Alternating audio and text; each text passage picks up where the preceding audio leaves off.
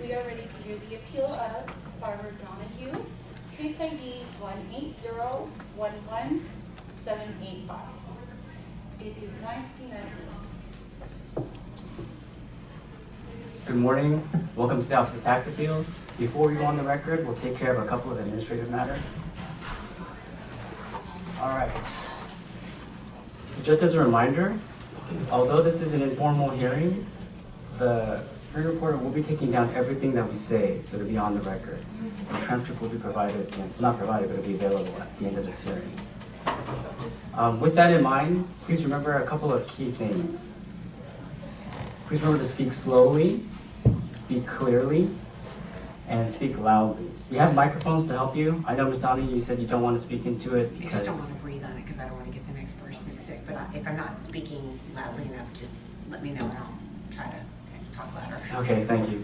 Just do your best. Yeah, I just don't understand. want to get the next person sick. Okay. And just a couple other reminders. When we ask questions, just remember to make verbal responses. The hearing reporter cannot take down a nod or shaking of the head. So my name is Daniel Cho. I'll be the lead administrative law judge for this hearing. But with me are administrative law judges Sarah Hosey and Richard Tay. We are all part of the decision-making process. We have read all the briefs, we've read all the submissions up to this point. So that leads us into our exhibits. Right now, FTB has intended to provide exhibits A through L. Appellant did provide some objections to the exhibits. It looked like you're objecting to the opening brief and some of the arguments that FTB has been making. Yes, sir. That's not really the type of objection in this case, so I'm going to overrule your objections, Okay. and I'm going to intend to admit the evidence into the record.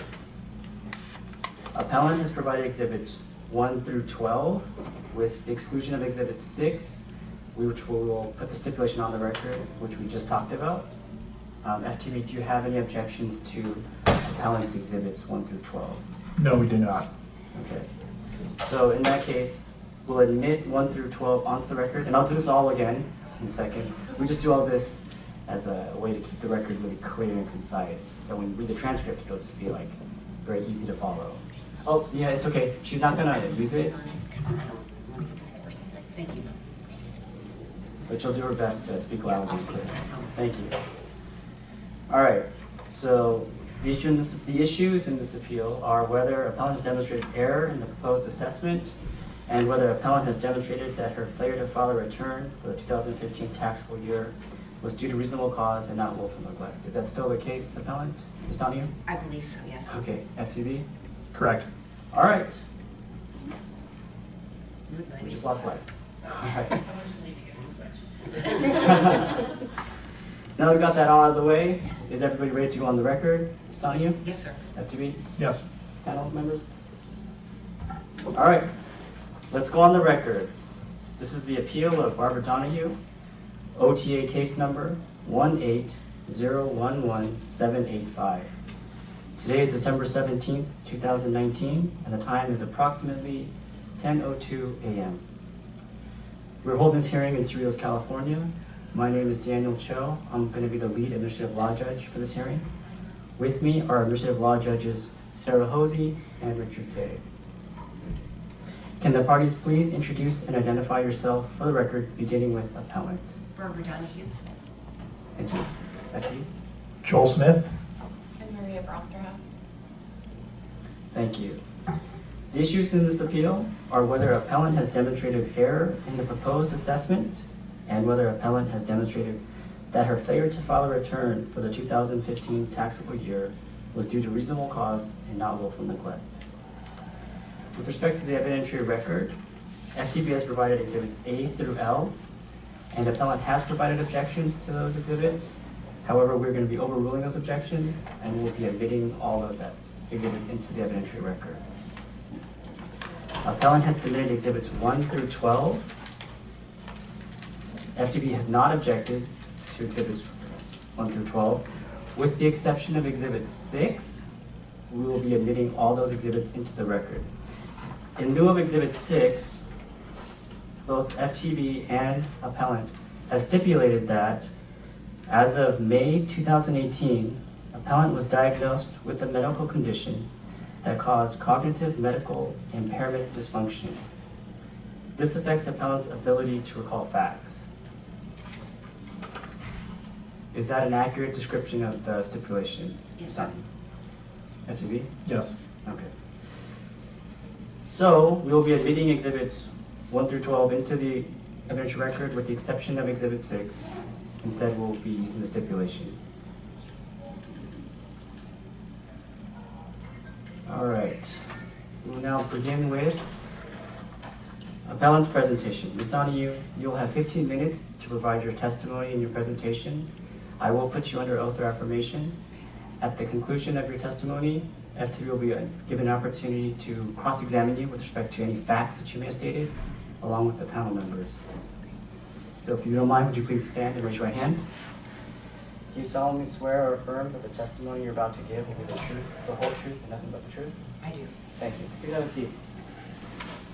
And whenever you're ready, please begin. Okay, I think some of the there's misunderstanding in reference to my industry and my business, but there's also misunderstanding in reference to reasonable cause. I tried to become a California resident, did everything I could to become. I thought I was a California resident, but I was overruled by an LA Superior Court judge who told me that I was not a resident.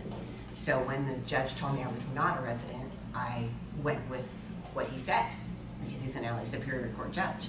So that was one of the reasons for not filing in a timely fashion, because I went with what a judge said. I needed to become a California resident, but at that point it was like, well, if I'm not a California resident for enforcing a judgment I had, then I can't be a California resident for paying taxes. It made no sense to me whatsoever. In reference to my company, we're not a California company. We are registered in another state. Where the confusion, I think, exists is that on my resume or CV, I list various jobs that my company does, and the Tax Franchise Board has taken that to mean that every single thing listed is something I did, and that's not true. It's what my company does. For example, this past week we got a call about an assignment, which we get all the time. I got the phone call in New York. I responded in New York. I sent the email from New York, and we filled the position with someone else. Now that's going to appear on my CV as though we did the show, because that's the way my business works. But I didn't physically do the show, and I didn't do any work to fill the assignment in California. It was all done out of state. But according to their terminology, and I don't understand this word at all because it makes no sense to me, that it was sourced to California. I don't even know how that's applicable, because nothing happened in California, even though it's going to appear under my company name. So I think the big issue is that everything that appears under the company, they think is me, when it's not. I think that's, as I understand it, I think that's pretty much the issue. Okay. Does that end your presentation? Yes, sir. All right, thank you. FTB, do you have any questions for appellant? No. Judge Hosey, do you have any questions for appellant? I do not think so. Judge State, do you have any questions? No. I just have one quick question. Do you know which document you're referring to when you said the LA Superior Court judge ruled that you weren't a California resident? Which one of my exhibits? Yes, which one of your exhibits? I apologize, I do not. It's the big, thick exhibit. It was, I supplied to you, it was I went to court to try to get a judgment against my ex-husband, and it was for, well, they kept calling it child support. It's not child support. It's actually to be reimbursed for medical bills, all things that were in my divorce decree that he was supposed to pay. And so I thought I was a California resident. So I went to court and said, great, I'm a California resident. I want to file my judgment with you. Judgment came from Connecticut. I want to file my judgment with you. I'd like you to please enforce it, on and on and on. And I was summarily thrown out of court, and the judge said, well, you're not a California resident. You don't have jurisdiction. We won't enforce it. We won't do anything about it. You're on your own. So I took that to mean exactly what the judge said. You're not a California resident. You do not have jurisdiction. Okay, thank you. That's the only question that I had. So, FTB, when you're ready, please present with your presentation. Thanks. Regarding appellant's 2015 tax year California filing requirement, Under Revenue and Taxation Code Section 18501, every individual that has a gross income or adjusted gross income that exceeds minimum income levels for a particular tax year must file a California tax return. And information from multiple sources reported to the Internal Revenue Service established that appellant received wages and miscellaneous income in 2015 totaling $36,743. This exceeded the minimum income levels required to file a tax return. Despite receiving this income, appellant did not file a 2015 California tax return. Revenue and Taxation Code Section 19087 provides respondent with the authority to propose an assessment from any available information which indicates that a taxpayer who fails or refuses to file a tax return has the filing requirement. Here, respondent issued its assessment under the authority granted in Section 19087. Since respondent made a tax assessment based on an estimate of income, respondent needs to establish that the assessment is reasonable and rational. In order to meet this burden, respondent needs to introduce evidence linking appellant with the unreported income, and once that link is established, the presumption of correctness places the burden on appellant to show error in the assessment by a preponderance of the evidence. As mentioned, the assessment in this appeal was based on wages and miscellaneous income reported to the IRS in the appellant's name at California addresses for the 2015 tax year. This links appellant with the unreported income and means respondent's assessment is reasonable and rational. Therefore, it is appellant's burden to show error in the assessment.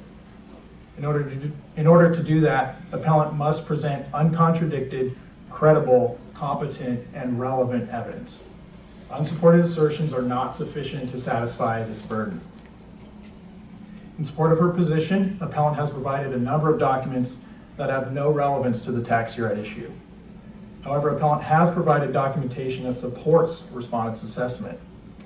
Appellant provided a declaration in Exhibit G, page 14, signed under penalty of perjury and filed in Los Angeles County Superior Court in 2016, indicating she had been a resident of California since 1999.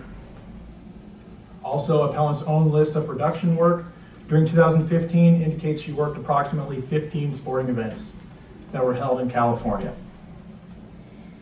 In short, appellant has not met her burden to prove by a preponderance of the evidence that respondent issued its assessment in error. As for the delinquent filing penalty, should your office find appellant has a 2015 California filing requirement, respondent's imposition of the penalty is presumed proper unless appellant is able to show that her failure to timely file a tax return was due to reasonable cause and not willful neglect.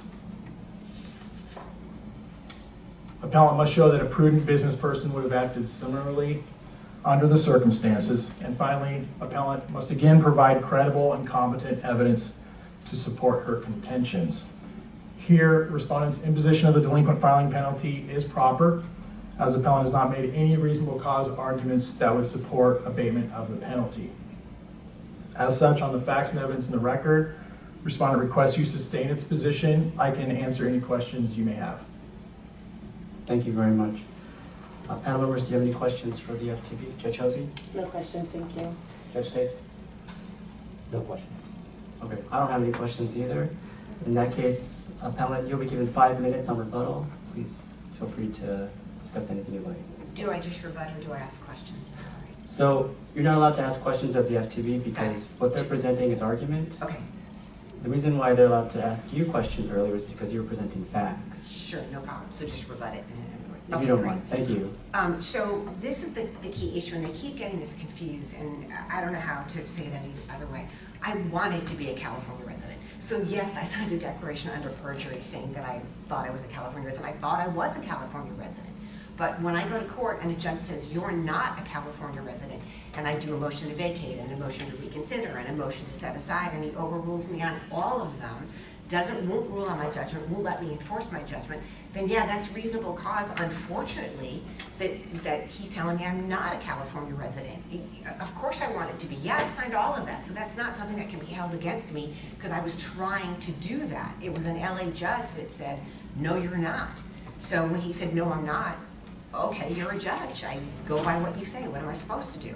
And then I did take other shots at it. I did file a motion to reconsider, as I said, motion to set aside, motion to vacate, and he overruled me on all of them and said you don't have jurisdiction. So, okay, I think it makes no logical sense, but here's a judge telling me, so I have to go by what a judge says. So if that's not reasonable, I don't know what is. I did file 2015. They're saying I didn't, but I did. I had huge tax losses, which I did not put. So if they want me to amend it, put these tax losses down, then California's going to owe me money. So I'm happy to do that. And he keeps talking about the income. Not once did they say where the income was derived. I only owe it to California if it was derived in California, which it was not, and they didn't say that it was. They kept saying 36, but not once did they say in California. And even the Supreme Court has ruled that you can't pay tax, they can't make you pay state taxes in 2 states. So since my company is a Connecticut company and I pay it in Connecticut, the Supreme Court even says I can't pay in California. You don't have to pay in 2 states. That's like double taxation sort of thing, and that went to the Supreme Court. Lastly, they just mentioned a list of my events that I did. I'd like to see that list, or I'd like to know what that list is, because as I said to you, the list that they submitted is a list for Grand Prix Productions, my company. It is not a list for me. Okay, thank you very much. Thank you.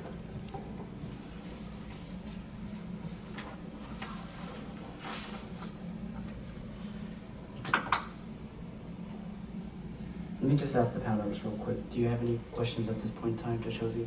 No, no questions, Okay. thank you. Judge Sale? No questions. Okay. I just wanted to double check because you did state a couple things on the bottom. Sure. But I don't have any questions either at this point. So this will conclude the hearing. The panel members will meet and confer based on the documents and the testimony presented today. We'll issue a written decision no later than 100 days from today. So this case is submitted and the record is now closed.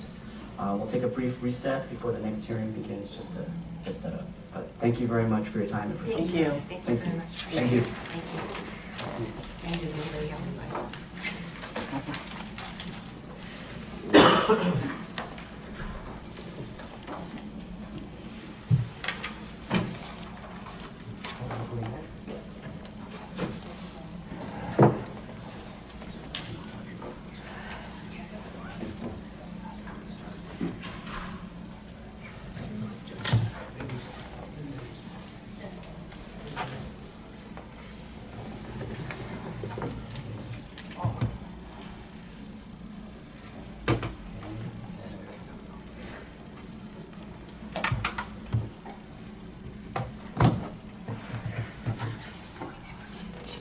What was it? Oh, sorry. No, I'm leaving. No? Unless it's Hunter. Which one's coming next?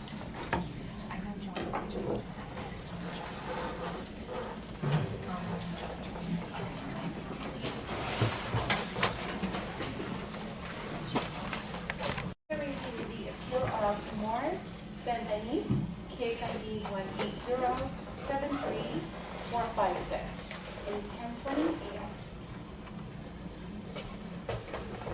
Good morning. My name is Richard Tay.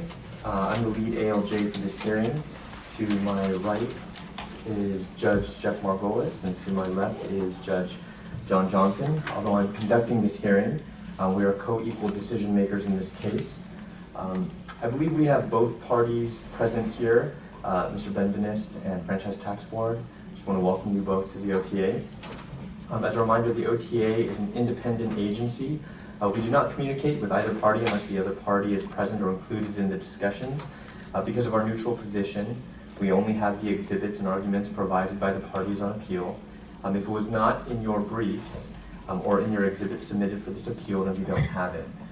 Before we go on the record, I just want to review a few items. I just want to ask each party to introduce themselves. So maybe appellant first. Moris Benbenist and Mr. Manos. Okay, and I believe Mr. Benbenist, you also, forgive me, Benbenist, you also have a couple witnesses, is that correct? Correct. Okay. When we go on the record before your presentation, I'm going to swear them in. so that they can testify. And Mr. Manos, I noticed that you were the preparer that prepared the tax returns for Mr. Benbenist, so I'm going to swear you in as well. Yes. Okay? And then franchise tax board, please. Joel Smith. Maria Brosterhouse. Okay, and franchise tax board, you have no witnesses. Correct. Okay. And I believe we have no new evidence today. Is that correct? That is also correct. And Mr. Benbenist? Yes. Okay. I want to just confirm the electronic hearing binder and the exhibits that are going to be submitted to the record. With the appellant's brief, we had 4 exhibits, and after the pre-hearing conference, we had 3 more exhibits sent to us on December 2nd, and then 1 more on December 6th, and which is, if I'm counting right, is a total of 8. And then yesterday or over the weekend, we received 2 additional exhibits that I have submitted on December 15th, which brings us to a total of 10 exhibits. Now, I recognize that a few of these exhibits were submitted past the due date. Franchise Tax Board, do you have any objections to the exhibits? First, let me ask if you received and were able to review the ones that we submit, the ones that Tom submitted on December 15th. And that would be the letter on travelers letterhead dated May 9th, 2016, as well as a incident report issued by the Vernon Police Department. Oh, we haven't seen those. Yeah, no, I have not seen those. Okay. I have a copy for you. If you'd like to review, maybe we can take a short recess and give you an opportunity to review, and then we can come back together and discuss those. Is that okay? That would be great, thanks. Is that okay, Dennis?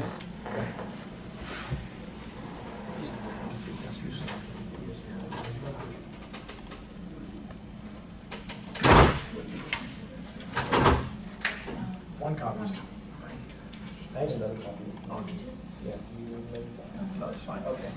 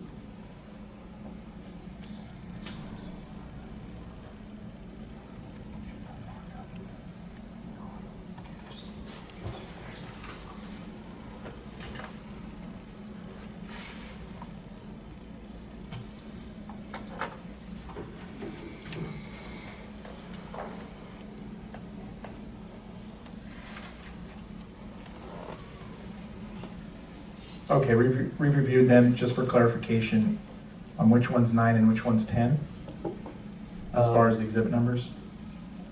Sorry. We'll call the letter 9 and the incident report 10. Thank you. But I'm going to add, I think appellant's submission of the exhibits had kind of their own system of numbering, so I'm going to ask them to refer to the exhibit based on the submission date and the exhibit that they had numbers on. Okay. Okay. So, Franchise Tax Board, any objections to these late filed exhibits? No. No. Okay. Then I'm going to let them into the record. And Franchise Tax Board, I have that your exhibits are A through J. Is that correct? Yes. Okay. Appellant, any objections to Franchise Tax Board's exhibits? No. Okay. I want to just go over the issues in this case. There are 3 issues. The first one is whether reasonable cause exists to justify abatement of a late payment penalty for appellant's 2015 tax year. The second one is whether appellant is entitled to abatement of the estimated tax penalty. And the last one is whether appellant is entitled to abatement of interest.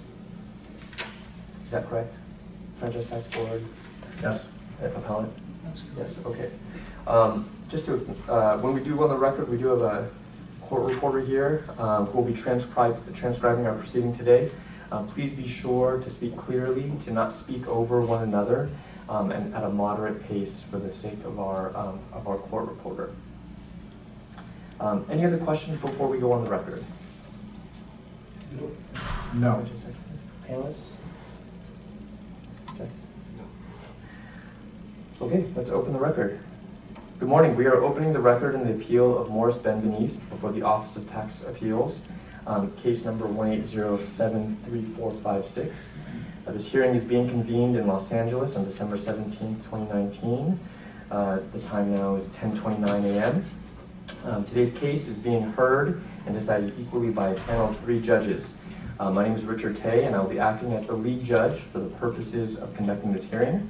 Also on the panel with me today are Judges John Johnson and Jeff Margolis. Will the parties please introduce themselves for the record, beginning with the appellant. Please just state your name and spell your name for the record. Moris Benbenist, Moris Benbenist. C. Thomas Mallows, Mallos. Okay, thank you, appellant. And Franchise Tax Board? Joel Smith, Smith. Maria Brosterhouse, Brostderhous. Okay, the issues before us today are whether reasonable cause exists to justify abatement of the late payment penalty for the appellant's 2015 tax year, and whether appellant is entitled to abatement of the estimated tax penalty, and whether appellant is entitled to abatement of interest. Prior to the hearing, we circulated exhibits submitted by both parties, and we received a few more. It contains, we now have appellant's 10 exhibits, and FTB's exhibits A through J. There are no objections to admitting the exhibits into evidence. Is that right, appellant? Yes, sir. And Franchise Tax Board? Correct. Okay, thank you. The exhibits will now be admitted into the record. We'll start with appellant's presentation, which includes the examination of witnesses. After each witness testifies, I'll give Franchise Tax Board the opportunity to cross-examine each witness. So before you begin, I'd like to ask you to call your witnesses forward, and I'll swear them in. Mr. Damiano Corbuto, head salesperson, and Mr. Clive Pellets, all of my ex-good customers. Sure. Maybe I can ask them to introduce themselves before they give testimony, just for the record. Damiano Corbuto, Corbuotollo. Last name, first name, Damiano, head sales manager for Bentex. And sir, if you don't mind introducing yourself, please. Clive Pallets, Clive, that's a Paletz. owner of Malibu Industries, DBA Malibu Threads. Okay, thank you. If you both can stay standing, and Mr. Malos, if you can stand, please raise your right hand. I'd swear you in at this time. Do you swear or affirm that the testimony you will provide shall be the truth, whole truth, and nothing but the truth? I do. Okay, thank you. Appellant, you will have 30 minutes. Please begin when you're ready. Good morning, Your Honors, and the legal team for the Franchise Tax Board. I want to thank you all. I'm so sorry. Would you mind moving the microphone a little bit closer so that we can hear you a little bit more clearly? This way. Yes, please. Thank you.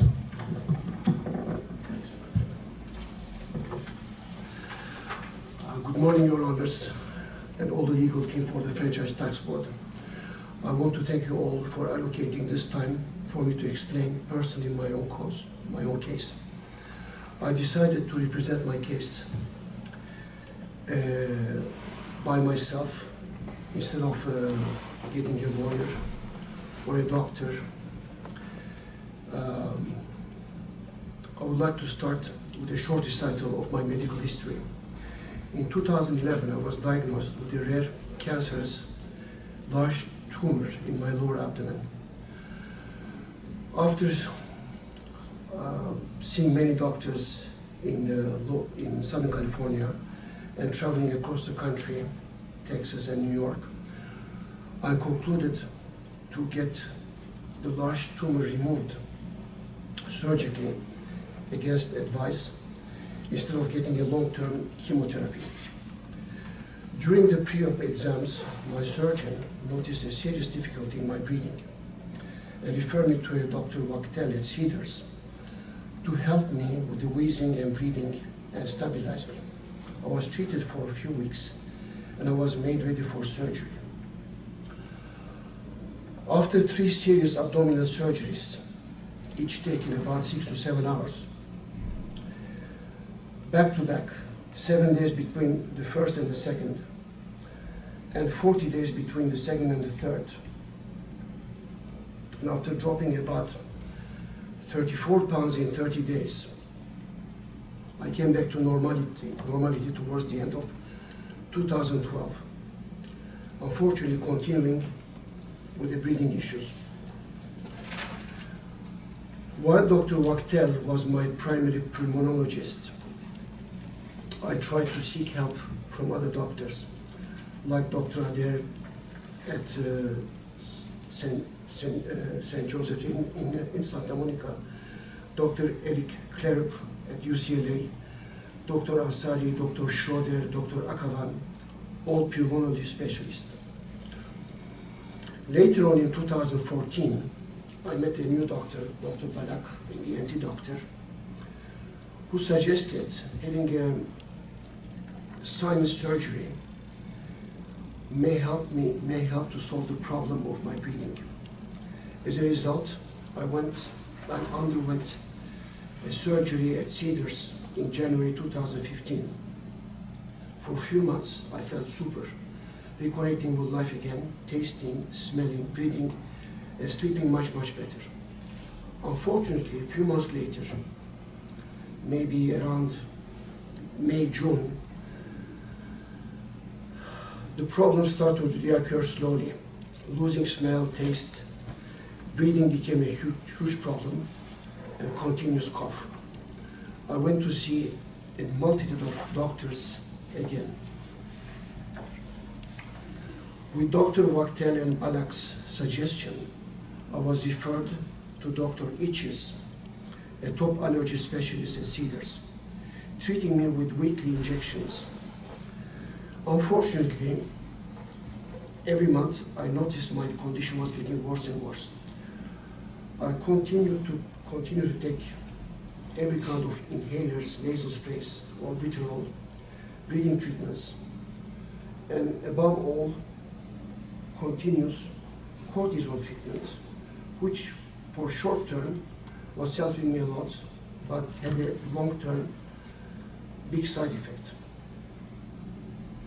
My observation was doctors did not really care too much They just saw me for 5 to 10 minutes, a short exam, and wrote me a big prescription. Each time I stated my complaints, I was under the impression that it was a broken record time and time again, as far as I was concerned. Nobody really cared about it. Each visit was about 30 to 40 minutes driving to the doctors, sitting in a doctor's office 1 hour, 40 minutes to see the doctor, and having 5 to 10 minutes visitation with the doctor. So it really created a huge, huge frustration for me. Eventually, in 2016, around February, I had a massive asthma attack that I could not handle myself. I went straight away to Dr. H's. The assistant referred me immediately to ER at Cedars. And I stayed in the hospital for 4 days with heavy treatment. All these doctors made their usual visits with a big smile and then with a big bill. I started to believe that there was no solution to my problem. Instead of seeing the regular pulmonologists and ENT doctors, I started to medicate myself. I found alternative medicines made by the same US companies in France for a fraction of the price, like Advair, like Ventolin, like other inhalers. Unfortunately, I continued to take cortisone. This cortisone was prescribed to me not by any pulmonologist, but by an orthopedist surgeon, who was a very good friend of mine, a biking buddy, and who saw my deterioration, and Dr. Biruchim, and his name is on the CVS medication list. I would have called him as a witness to explain what I went through, but I decided not to. I could also have called my wife, who lived this misery with me, day and day, day after day, but I decided not to. What I had forgotten to mention to while I was interviewed by the tax examiner in 2017 was the misfortune of having had a very big robbery in my warehouse in Vernon. The damages was about $520,000, and unfortunately this was submitted to you only last Sunday. It was on my original submission, but the size of the files being too big, I think it did not go through. That's why it was a late submission, and my apologies for that. It took police, the Vernon police, the LAPD, and the insurance companies months to deal with this. I was unfortunately underinsured. So on top of my health issues, I had to go through this agony, and I tried to keep my business afloat. At the time, I had 17 or 18 people working for me.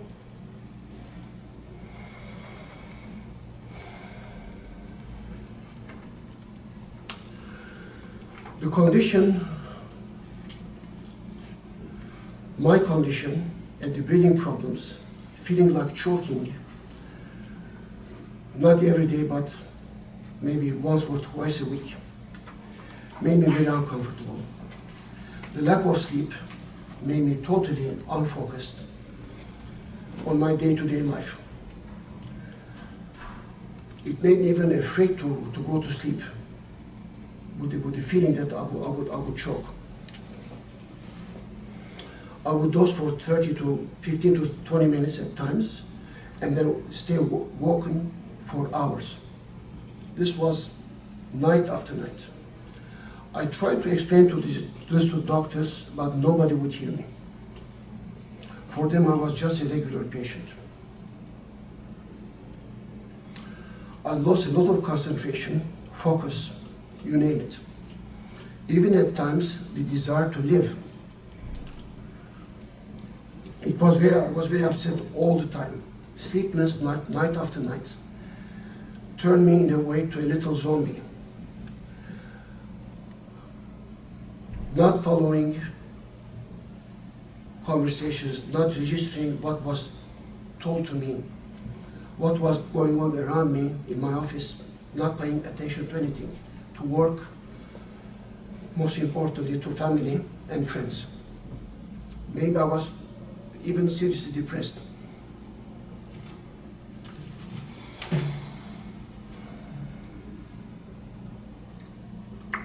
While this was happening,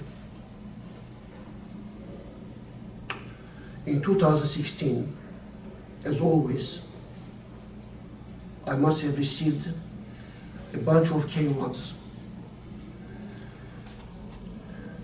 About 14 years ago, or 12 to 14 years ago, I had invested in a big office project in Dallas, Texas.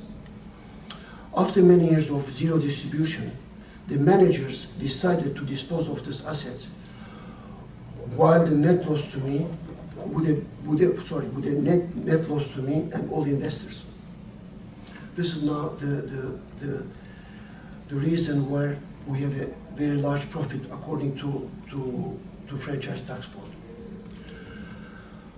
However, neither myself nor investors have realized that this special K1, this single K1, had illustrated the capture of a very high profit, paper profit, that the amortizations over the years created. This was a paper profit, but not actual cash profit. But it was on my K1. I had no idea about the enormity of this tax bill. First of all, I had not even seen the K1 coming to my office. There was a pile of folders sitting in my office, or envelopes sitting in my office, and everybody can witness to that. I could have brought more witnesses from my office, but I didn't. And I was not even aware that there was one K1 that illustrated such a big profit. I had received many times phone calls from my CPA's office asking me where the K1s were. I had totally ignored them. The ignoring was not on purpose, it's just a lack of concentration. I had no idea what my any obligation was. You're going to laugh at it, but I had my water shut off once and my phone cut twice for not having paid. These are $400, $500, $600 bills. But even that was, I did not pay. I was not really present during meetings, office meetings. I would leave the meetings just to take a rest, go to my car, take a nap. I was in a kind of floating mode, depressed, demoralized. Was I comatose? No. Did I seek psychiatric help? No. Was I withdrawn from life? Yes. Did I mistrust everybody, all doctors? Yes. Was I taking cortisons regularly? Yes.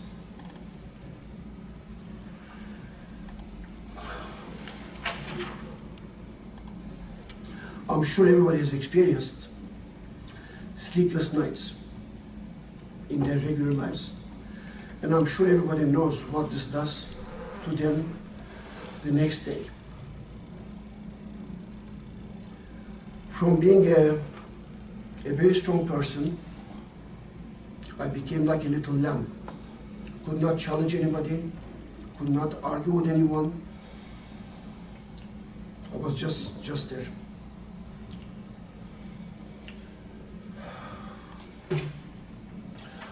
When I was phone interviewed by Mr. Don West from Sacramento about why I had not filed on time and all these questions, I was in such a upset mode. I'd even forgotten to mention to him that I had a very, very big robbery in 2016. We're talking an inside job, and unfortunately, you know, in my conversation, I only said I was not feeling well.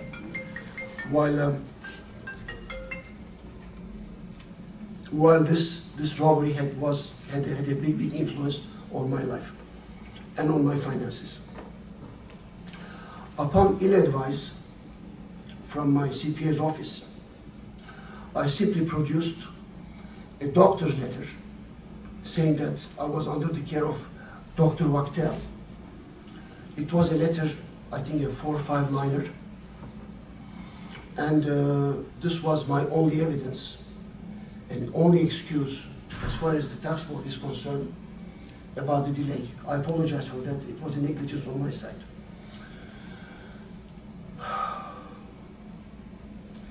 Even before coming to this trial or to this hearing, I did contact a couple of doctors who treated me to submit a letter. They did not even bother to do that. One of them was Dr. Balak. Going back to the brief, naturally the franchise tax board requires facts. What I have cannot be factualized. What I went through time and time again. When you're sick, you're alone. Nobody's with you. Not your wife, not your dear ones. They come and see you, they come and give you a kiss, but you're alone. I stayed in Cedar Sinai for 34 days in 2011. It's very, very hard to be alone and to deal with it on your own.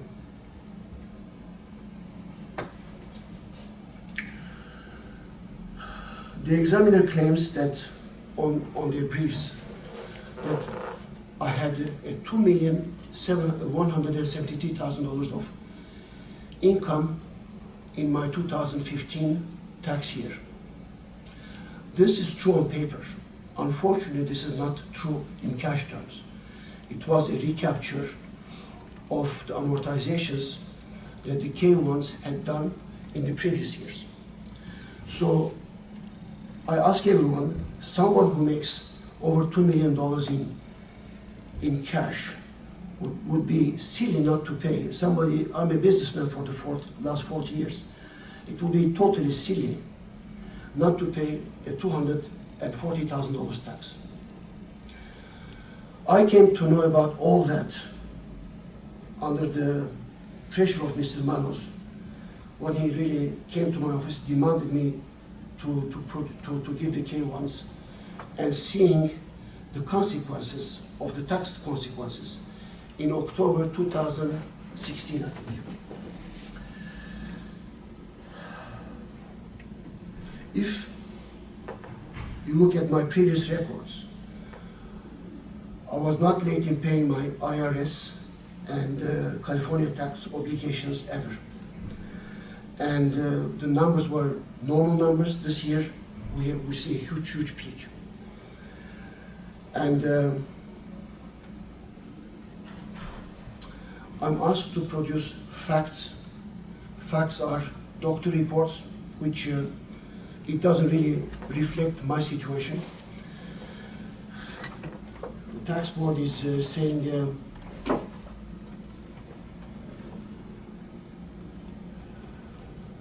I failed to pay my taxes.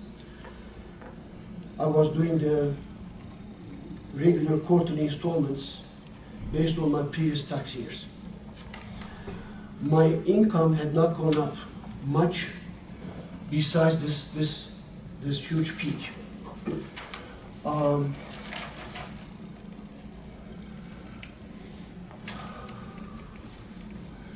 On page 2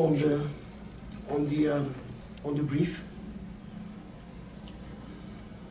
the appellant argues from 2012 to 2016 he had a chronic medical condition. This is not true. It is all the way to present. Excuse me. I packed. Your hand was blocking your... Sorry. I packed a bag of inhalers and other medications to bring to the court today. Unfortunately, I forgot it at home. but I keep getting the same medication produced by Glaxo from France. And if the court is interested, I can show you at least the pictures. But my condition is continuing, and I'm feeling much better now. And if there's an interest, I'll even explain what happened. But I'm going to continue on my prepared text. I cannot produce facts. If this court is only going to judge me based on facts, there's no facts. There's only my personal experience. A person who's been ill, from being an avid biker, biking 4 times a week, becoming a person who could hardly climb the steps in his own house.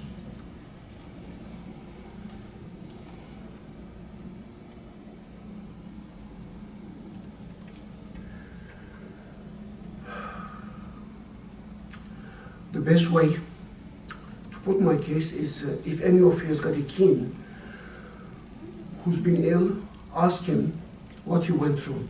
Ask him what he went through himself. Don't ask him his doctor, not ask him his wife, just ask him. Had I been more focused, healthy, and concentrated, I'm sure I would have been able to deal with this matter in a much better way. The robbery was a huge blow to my existing condition. It made me very upset, and I lost faith even to the law enforcers. I've got a few more things to respond on the briefs. Eventually, if anybody's interested to see how the story ended, I was in Turkey in 2017 for my brother's 80th birthday, and I caught an ear infection, and a friend of mine referred me to an ENT doctor. While visiting him and getting cleaned up, I said, do you mind to check me? He went in through cameras and everything. He saw my breathing. He said, this is caused with heavy sinus issues. I said, can you take care of it? He said, yes. I said, well, I'm leaving now. Can I come back next year and get operated? He said, yes. I was eventually operated in Turkey by a doctor educated in Turkey, then trained in US. I had a 4-hour surgery. While I could not breathe from my nose at all, now I'm able to breathe. And much better, and back to somehow connected to life. I don't know what this has got any relevance with all this, but I felt to explain this myself rather than my lawyer. That's all I've got to say. I've got 2 witnesses who somehow lived what I lived through, in my office hours. And Mr. Manos, of course, who's my dear CPA, who had warned me several times about what was going on. Thank you. Thank you, Mr. Benbenist. Mr. Malos, will you be examining the witnesses? Yeah, I will present some testimony for the witness. Okay. I just ask you to be wary of the clock while you do so. The 30 minutes is close, but I'm willing to give you a little bit more time to state Then I'll be brief. your argument. I'll be brief. Okay. I just say that Mr. Benbenist usually mailed me the K1s sometime March or April of 16 for 15. It didn't happen that time, and I called him repeatedly. He didn't present anything in June, and then I had to go to his office in about August, September of that year, and we went through his office, and I got the K1s, and we prepared the tax return, and we came with a liability. He was in a fog. He didn't understand what was going on, and I presented to him the liability that he had, which was enormous, and he was unable to pay it at that time. And we went on extension to the Franchise Tax Board and the IRS. And the IRS waived the penalty, but the Franchise Tax Board, their rules are different. But he had a medical condition that rose to the occasion that he was incapacitated. So I want to state that was important. Luckily, he's better now, but at the time, he was unable to pay the tax for medical reasons. That's all I can say. Yeah. Well, he just said that it was a liability. The recapture was that caused the income to rise to 2.2 million, and the liability was so high for the IRS and the Franchise Tax Board, beyond what he had estimated and we had paid in normally. And so the penalty was exorbitant for this under the circumstances, and it should be waived. Okay. Thank you. Franchise Tax Board, any questions for Mr. Mallows? No. I'm going to turn to my panelists. Judge Margolis, any questions for Mr. Mallows? Mr. Mallows, you said that you had... I'm sorry, Judge Margolis, you want to turn to the please? Thank you. Mr. Mallows, you said you had warned Mr. Benbenist several times that he had to deal with his taxes. Can you elaborate on that a little bit about when that happened? And yeah, what did you say? Most of his incomes came from K-1s, unearned income. And so I called him to get the K-1s, and he was unresponsive. And I had to go out to the office eventually, and we went through his office and found some K-1s, others they didn't have, and we had to call the accountants for them, and they sent them to us. That was it. And did you said the IRS waived the penalty, and yes. What was the basis for the IRS waiver? Was that because of the first time debate penalty, or? Well, it was the first. Well, the laws are different, but they waived it because it was his first time. They took into consideration his past history, and they waived the penalty. And the Franchise Tax Board has different regulations. And I'm not sure if this question is best addressed to Mr. Benbenist or to you, but you talked about his inability to pay, and you also mentioned your the theft from your office. I mean, did those two relate to each other, or other than the fact that it made you more distracted, or was there a financial relationship? It was a big financial loss, and the effect was basically very moral. Morally, it made me go down a lot. It was you wake up one morning and you get a phone call saying that you've been robbed, and this happened. The robbery happened before my big asthma attack. Before I was admitted to the hospital. I went to the hospital in mid-February 2016. This happened towards the end of January 2016. But both things combined, of course, takes a big toll on not only on me but on anybody. And over how long a period did it take to pay off these liabilities? Within a year, it was paid off within a year, maybe less. I'm not sure the exact time. But it was the medical condition that caused the problem. And when we got the penalty, we were just shocked by it, that they didn't accept our medical excuse. Let's put it that way. His condition was much more serious. Okay, I don't have any further questions. Thank you, Judge Johnson. Yes, a question, Mr. Benbenist. Yeah, you mentioned that you had 17 or 18 employees around early 2016, presumably during the tax year issue as well. And were you typically on site every day for your business? Were you on site every day for your business? No. I would miss many days of work. Basically, I live in West LA, and my building is in Vernon. So I would always say, well, it's already 11:30 in the morning, it's not worth to drive, so I would be on the phone. I would get phone calls about inquiries, customs inquiries.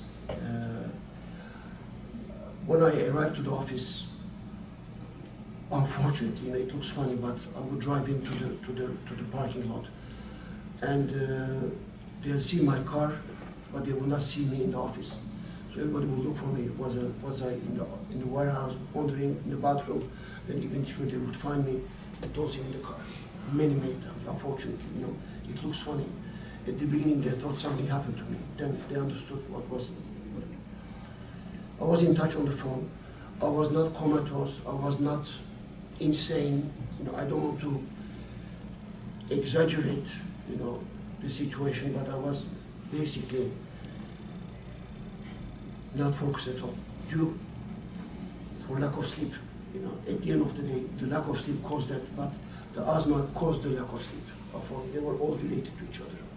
Thank you. And was there any period during early 2016 that you missed sort of a large period, or was it sort of a day-to-day depending on how you felt?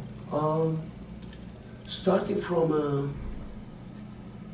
second half or third quarter of 2015, I start to see a big deterioration in my day-to-day activities. I was a hiker. I would walk and stop, could not finish the hikes. I was a biker. I would start biking after 10 minutes. I was just would call my wife to pick me up. And then the situation deteriorated. I would have attacks, but I would deal with attacks myself at home. I carry with me eventually, not always. That one time, it was so bad, I said, I think I'm in a very bad situation, and I went to see Dr. Iches in February 2016. They immediately referred me to ER, and they put you a big mask, oxygen mask, for the first hour and a half, until they stabilize you. And then, all the treatments. I was 4 or 5 days in the hospital. Okay. And sorry, what month or days was that? This was mid-February 2016. Okay, thank you. And the robbery took place, unfortunately, the third week in January 16. Right. And just a final question. I understand the explanations for the difficulties or delay in getting the K-1 to the tax preparer. Was the K-1 still received in a normal time of early 2016? Is there any indication that it was received? I believe so. The K-1s were from the management companies in which I made investments. So basically, their preparer prepares the K-1, puts an envelope, sends it to me. It was coming to my office, and it was piling up. I did not even get it. Okay, thank you. Mr. Benbenist or Mr. Moris, you can also examine the 2 witnesses you brought today. Do they have any prepared statements, or you can ask them any questions? Oh, I'm asking you specifically, yes. Yeah, I was hired as the sales manager in 2012. Hold on, I'm sorry to interrupt. Is that okay? Can you bring the microphone Oh, closer? sorry. Yes. Thank you. First time. And could you please repeat your name? Yeah, my name is Damiano Corotolo, D-A-M-I-A-N-O, last name C-O-L-A-R-U-O-T-O-L-O. I was hired in 2012, February, as a sales manager for Bentex. And when I first started with Moris and I, he was like a tiger in the business. We're a pretty good crew. We were working very hard. We had huge inventories. We were moving those inventories down. And then, as I noticed, by 2014, going into 2015, it was changing.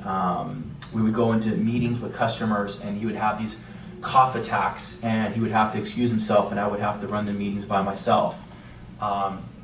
He would call me at 6 o'clock in the morning, coughing, because he'd call me at home, or he would text me, and I'd call him right away. And again, as he said, I would find him in the parking structure, just zoned out, sleeping, and I didn't want to disturb him, because I knew, having a child who had asthma growing up, the medications that you do take, again, I'm not a doctor, but I've been around it personally. I know what albuterol does. I know what steroids do. I've, again, with my own son, going through it, I know what it does. It affects you, it affects your mind, it affects your thinking.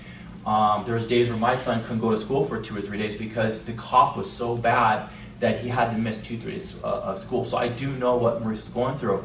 And we, again, if we would lose orders where I would tell Moris, hey, so-and-so has an order, what do you want to do? There's a price. And he's like, okay, I'll talk about it later, we'll talk about it later. Because he was just completely zoned out. You would lose those orders. We had clients who were just really upset with us because of that situation. And it was going into 2015, 2016, it got even worse. Then we had the robbery. It was an inside job with one of our employees. And it was like a mountain. It just kept rolling and getting bigger and bigger. The other thing too that it was affecting was even our invoicing. There would be stacks of invoices sitting on his desk, ready to be invoiced, and I'd have customers approved. They were approved through the factors, that were shipped, ready to go, and I'd have customers call me 2-3 weeks later and say, hey, Damiano, I haven't received those invoices, because their county needs those invoices because there's a certain amount of time to pay those invoices, and they would just be sitting there for weeks at a time, not ready to be going out. And I would talk to our own controllers, and so they leaned on me to make sure that I would have to, Moris, we have to send these out. They have to go out. So again, this was, and him biking was true because again, besides calling me about business, I would get phone calls or text messages at 6:30 in the morning. I'd call him back. Oh, man, I'm in the Santa Monica Mountains. It's gorgeous. It's beautiful. Because I knew that's what he was when I first started. Like again, he was a tiger in this business, and it was good because I was aggressive that way too. So we had a great thing going. And again, 2013, 2014, going into 2016, that's when I started noticing what was going on, and it wasn't right. And I knew the medication, again, that he was taking, I know it has effects on your minds and your thinking. So, if any questions, feel free to answer. Thank you. Franchise Tax Board, any questions? Just briefly, between January and April of 2016, do you have any recollection of Mr. Benbenist's attendance at work or availability via phone? Again, yeah. Sometimes he wouldn't show up for work, and there was times, absolutely yes, I would text him, I would call him, and he wouldn't answer my phone. Thank you. Panelists, Judge Margolis, Judge Johnson. Does your last witness have any statement or do you have any questions for him? I can make a statement. I'm sorry, before you make your statement, would you please state your name one more time for the record? Clive Pallets.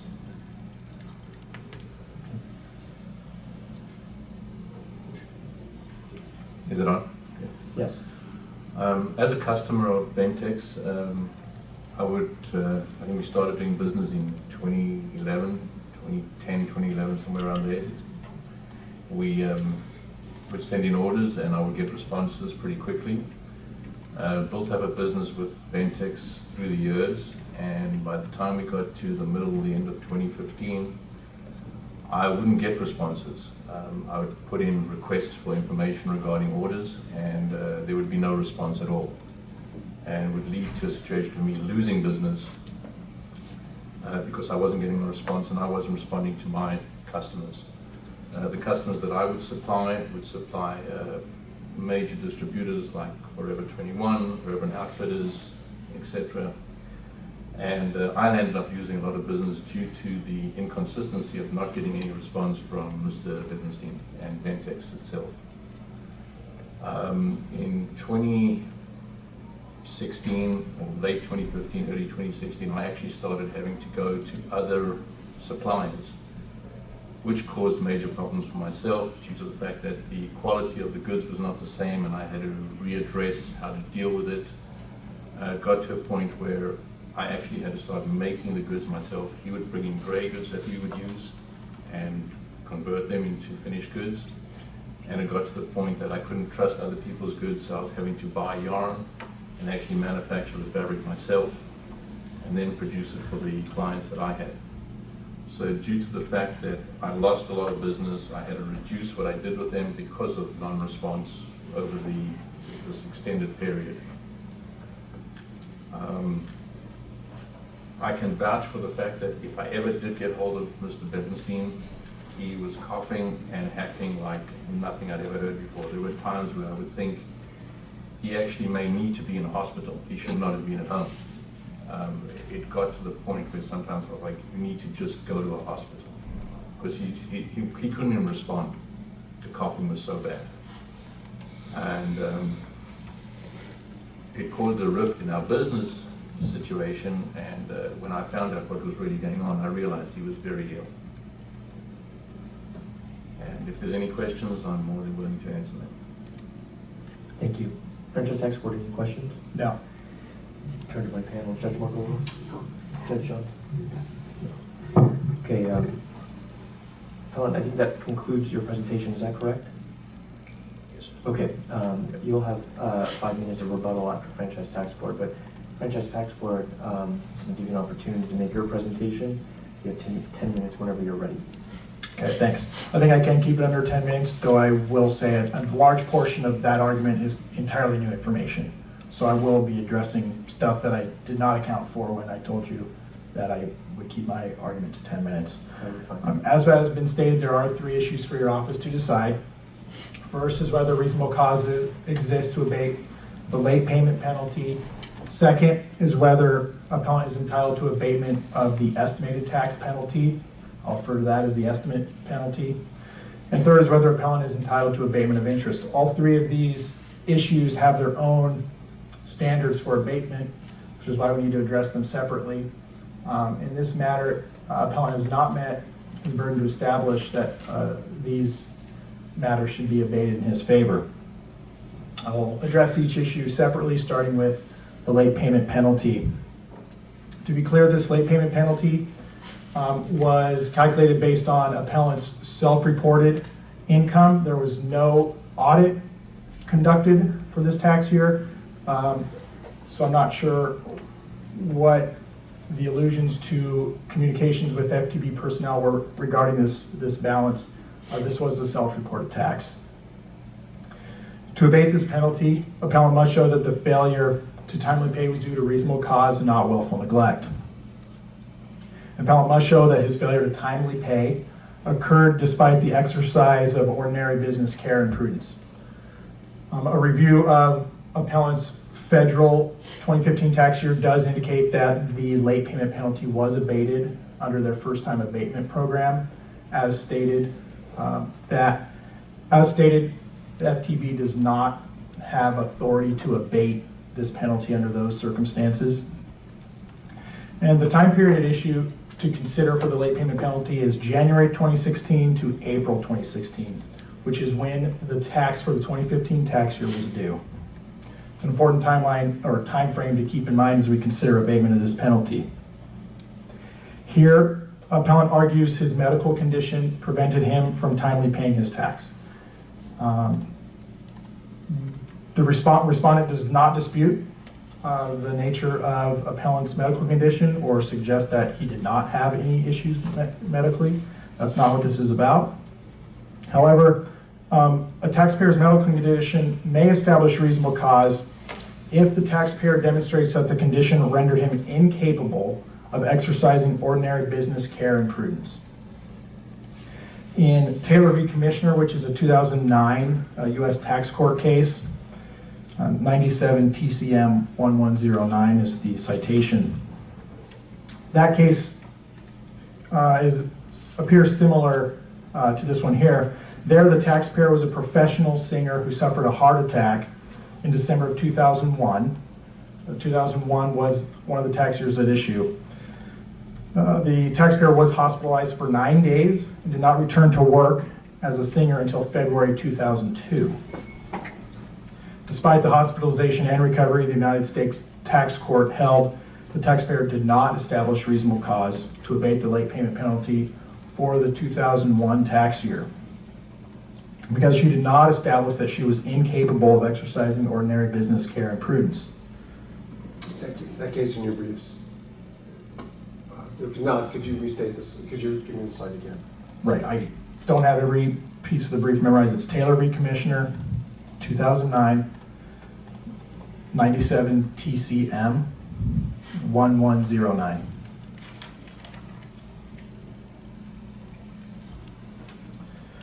Here, appellant has provided a letter from a treating physician indicating appellant experienced medical difficulties during the relevant time period. He also provided medication lists and discharge instructions from his February 2016 hospitalization.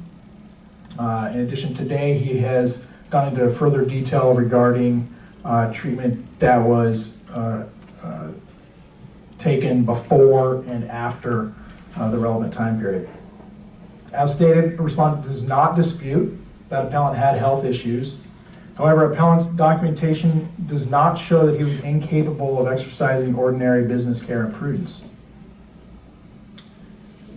Appellant's argument establishes that he was present at the office on occasion. He was available via phone during this time period. He did work in 2016, as evidenced by the 2016 tax return that he filed, which indicated he earned the same amount of income from the corporation that he did in 2015. In addition, appellant made an estimate payment for the 2015 tax year on February 15th, 2016. Admittedly, that's a couple of days before the February hospitalization, but that estimate payment was made. As it relates to these arguments that he was addressing other issues in his life, there are a number of cases, Triple Crown Baseball LLC, an OTA case being one of them, that stands for sacrificing tax obligations to attend to other matters is not reasonable cause. In this case, the exhibit provided today, Exhibit 10, shows that February 1st, 2016, the appellant was the one who reported the burglary and vandalism. And then as you look further into this document, there is an email from the insurance company dated March 22nd, 2016, where the insurance company addresses an email to the taxpayer, starting off with, "Thank you for taking the time to discuss your claim with me." So he was addressing this matter in March of 2016. There's also another email attached, April 22nd, 2016, that from a CPA in New Jersey that also notes that they were in contact with the taxpayer regarding the warehouse robbery. So in addition to the medical condition not rising to the level of reasonable cause, given evidence of the appellant's work at the corporation, these other pieces of information show that he was able to attend to other matters while he was not attending to tax matters.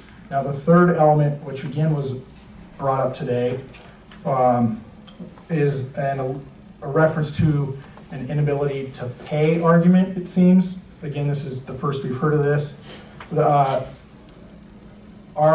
Exhibit H, page 2, is, this was not part of our brief, this is an exhibit, but it gives a rundown of what an inability to pay, what a taxpayer has to show for that to be considered reasonable cause. And that a taxpayer needs to show that he was unable to pay the tax or would suffer an undue hardship if paid on the due date. And an undue hardship is defined as more than an inconvenience to the taxpayer. It must appear that substantial financial loss, such as loss to related to a sale of property, will result to the taxpayer. So there's nothing in the record to suggest that a financial inability to pay exists. So with all that being said, the evidence shows the appellant was capable of exercising ordinary business care and prudence between January and April of 2016, meaning the appellant has not established reasonable cause to abate the late payment penalty. Second issue is the abatement of the estimate penalty. California Revenue and Taxation Code, Section 19136, with certain modifications not relevant to today's appeal, conforms to Internal Revenue Code Section 6654. which imposes an addition to tax if a taxpayer fails to make timely estimated tax payments. The standard to abate the estimate penalty is not a reasonable cause standard. IRC section 6654 provides for abatement of the estimate penalty if it is determined that by reason of casualty, disaster, or other unusual circumstances, the imposition of the penalty would be against equity and good conscience. Appellant has not made any argument to support abatement of the estimate penalty. The third and final issue concerns abatement of interest. Respondent's imposition of interest is mandatory, and respondent is not allowed to abate interest except where authorized by law. Revenue and Taxation Code section 19104 provides for abatement if there has been an unreasonable error or delay in the performance of a ministerial or managerial act by one of respondent's employees. Appellant has made no argument, and there is nothing in the record to suggest abatement of interest under section 19104 is appropriate in this matter. As such, on the facts and evidence in the record, respondent requests you sustain this position. I can answer any questions you may have. Thank you. Panelists, any questions? Judge Margolis?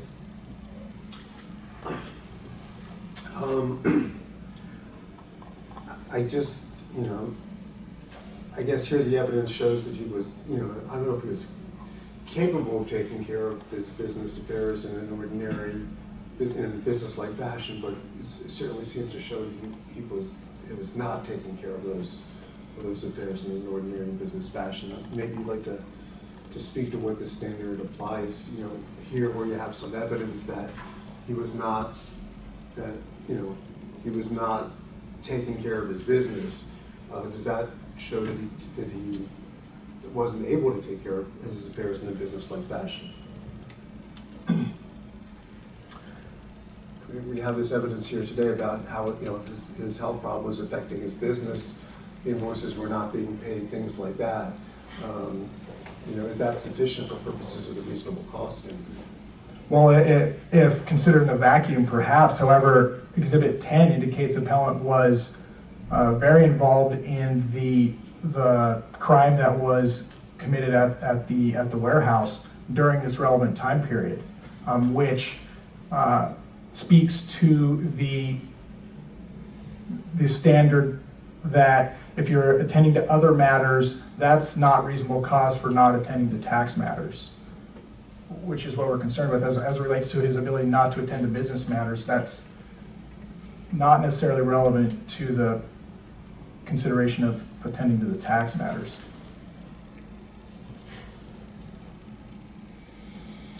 That's my only question. Thanks. Judge Johnson, any questions? No. Okay, that concludes Franchise Tax Board's presentation. Appellant, you have 5 minutes to rebut. Thank you.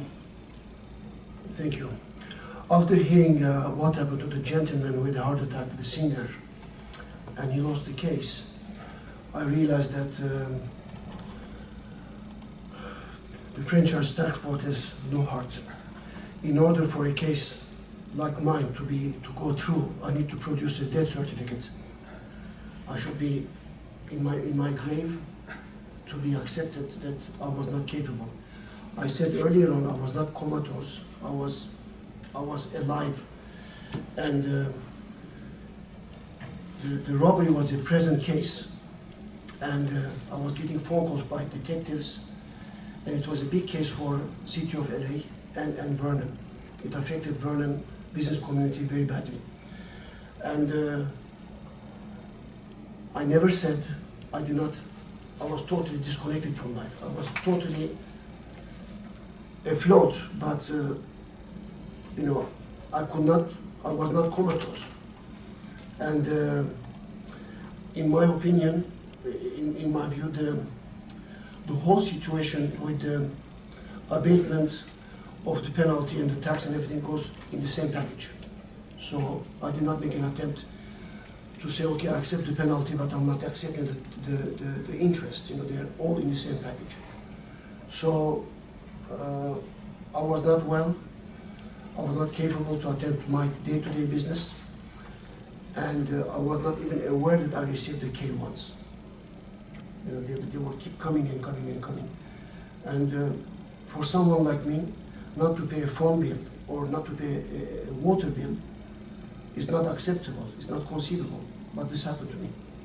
And unfortunately, I don't have those facts, but I'm just saying what I went through in the whole year of 2016. Not answering an email. Yes, I did answer the emails, you know. I mean, it's $500,000 of violent robbery by gangs. It's you know, you got to answer it. You know, when the detective calls you to the Vernon police station, you have to go. That's all I have to say.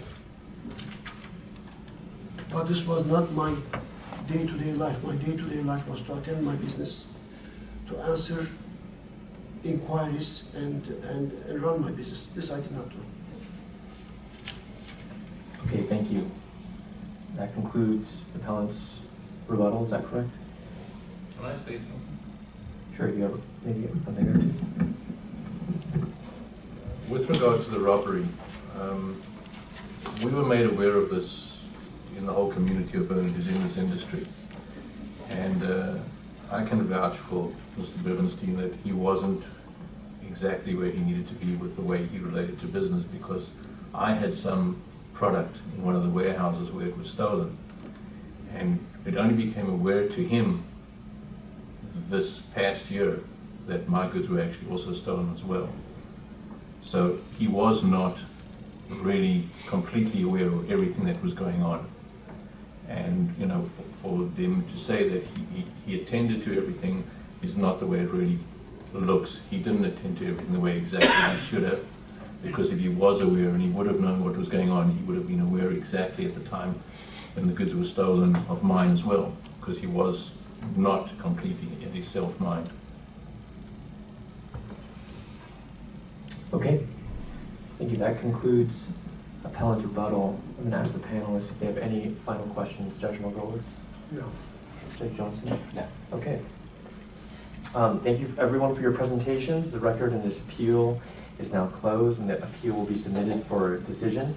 We will endeavor to send you our written decision no later than 100 days from today. This hearing is now adjourned. Thank you again. Thank you.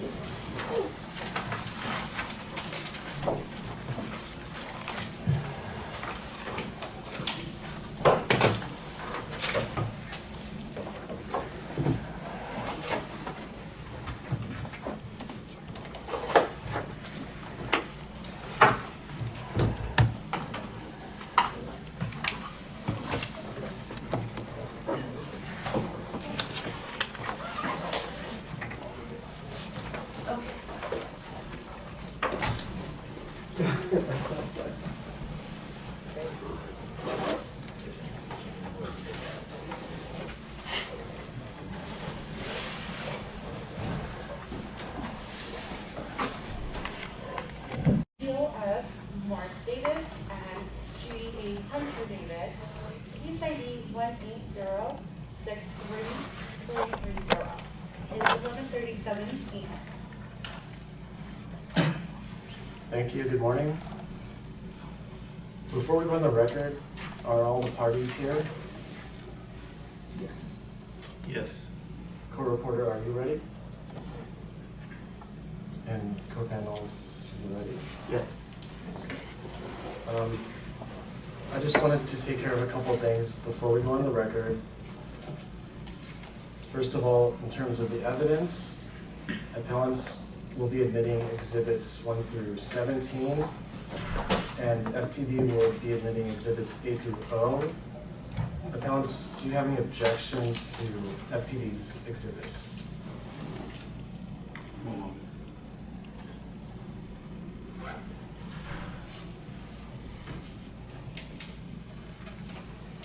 No objection. FTB, do you have any objections to appellant's exhibits? No objection. Also, the original issue statement, I was going to revise slightly to make it more clear. The original issue was whether appellants are entitled to claim a loss of $4.25 million for the 2012 tax year. I wanted to revise the issue statement to state the issue as it was reported on the Schedule D, basically, to say whether the reported distributive share of capital gains totaling $9,461,508 from Bayshores Investment LLC may be reduced by a loss of $4.25 million, which is appellant's claimed basis. Appellants, would you agree that this could be the revised issue statement? Well, first of all, I want to thank you, Judge Lambert, for revising that because I didn't like the way it originally was stated for the record. My only concern is the term loss. That's the government's position, the state's position. I would prefer some other term other than loss. For instance, just reduced by the statute actually says, pardon me a moment.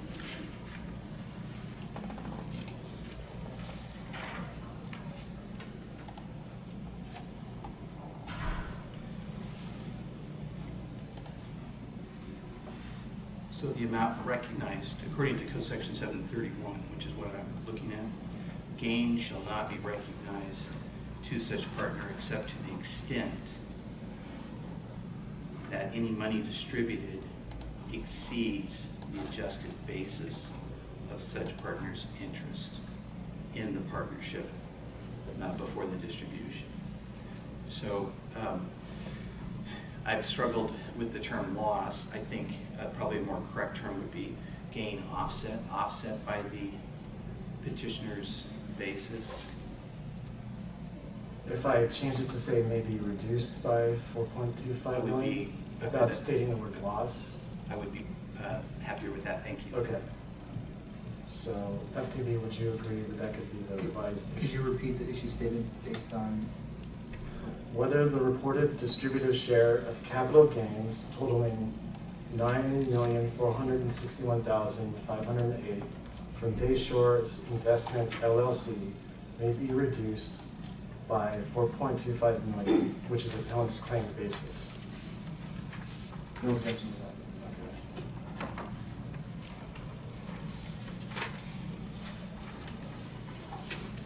I wanted to confirm witnesses who will be testifying, and appellants, Mr. Carter, will you have a witness testifying, one of the appellants?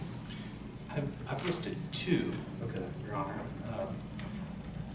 Dr. Hunter, to my left, your right, of course, is the, I think you used the word petitioner, is that what I heard? Appellant. Appellant, thank you. So I do a lot of IRS litigation, so I apologize. I'm going to probably say the word petitioner more than I should. The appellant. So Dr. Hunter is the appellant here.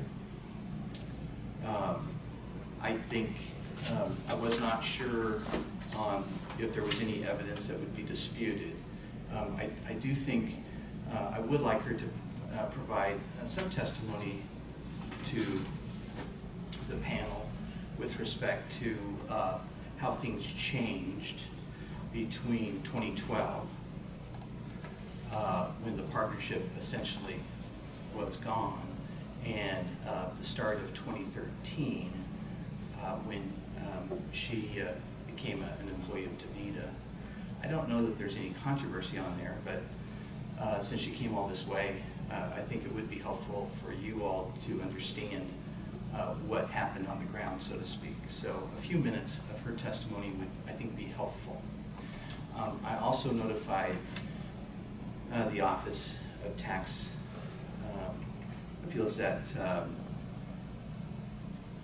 I would potentially call the appellant's tax accountant, who is here in the hearing room, Mr. Cooper. Mainly with respect to him, I want him to explain how he obtained the revised basis that we've submitted in the protest to the office. If I may, Judge Lambert, do you normally refer to the department as the office or the OTA? I want to try to get the terminology right. You could refer to it as OTA. OTA, okay, thank you. So I did provide advance notice to the OTA that Mr. Cooper would be in attendance. I do think a couple minutes of his testimony walking the judges, the panel, through how he obtained or calculated the revised basis calculation of roughly 4.8 million, which we submitted in the protest to the OTA back in June. I think that would be helpful because you may have some questions. Obviously, the basis calculation is, I think, an important component. Obviously, in tax, it's nice when we don't have to deal with the numbers, but here I think we do. Okay. Then, when you're giving your presentation, when she's ready to present her testimony, I could swear her in, Dr. Hunter, and then you can speak, and I'll just have you swear in, and then when Mr. Cooper is speaking for his testimony, when he comes forward, will he be swearing in as a witness? Then he will be swearing in, because he did the calculations you're saying. I think he should be sworn in, I think just procedurally. Okay. And FTB, do you have any objections to anything? We do not. Okay, that'd be great. Okay. So, appellants, you'll be having 60 minutes, and after you finish, FTB will have the opportunity to ask questions of the witnesses, and the judges will then ask questions if they want. I'm sorry, how many minutes? I didn't hear. 60 is what you request. 60. Yeah. Okay. You don't have to go the entire 60. I understand. It's not a test. And FTB will have 30 minutes, and after that, the judges will be allowed to ask questions if they wish. And then you can have 15 minutes for a rebuttal period. Are there any other questions from the parties? Okay. Then we're going to go on the record now and get started. We are now on the record in the Office of Tax Appeals oral hearing for the appeal of Morris Davis and Judy A. Hunter Davis, case number 1806-3330. We are in Cerritos, California. The date is Tuesday, December 17th, 2019, and the time is approximately 11:47. Yeah. My name is Josh Lambert, and I am the lead administrative law judge for this hearing, and my co-panelists today are John Johnson and Daniel Cho. Appellants, can you please identify yourself for the record? This is Tim Tarter. I'm an attorney representing appellant Dr. Hunter Davis. She prefers Dr. Hunter for purposes of this proceeding. Also here in attendance for appellant is witness Brent Cooper, who has been Dr. Hunter's longtime tax accountant and who prepared the returns at issue. Thank you. FTB, can you please identify yourself? For respondent, the Franchise Tax Board, my name is Nathan Hall, and I'm here with Peter Kwok. Thank you.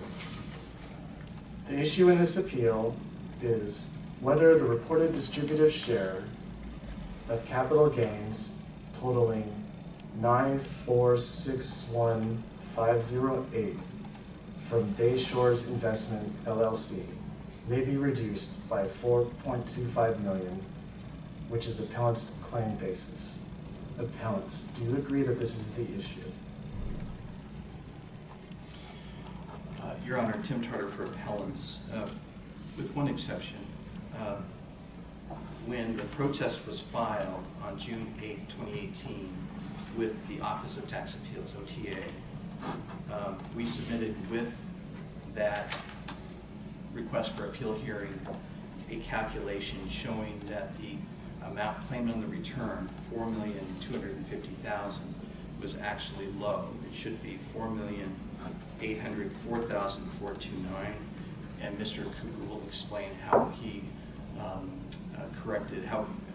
how he calculated that corrected basis number for purposes of this appeal. Okay. We will take that into account, the 4.25 million amount is based on the original assessment amount. That is correct. So that's why we will state that is the overall issue.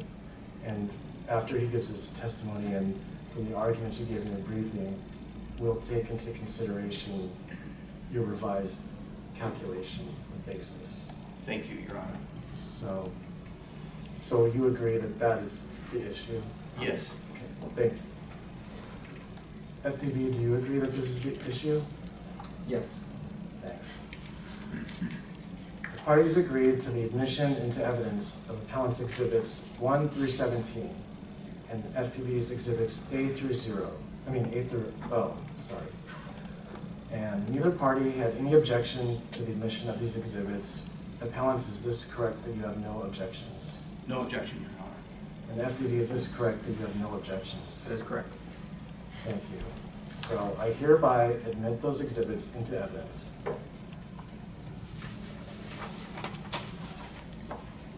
First, we will begin with appellant's argument, which should not exceed 60 minutes. FDB may ask questions of the witnesses, and the judges will then be allowed to ask questions if they wish.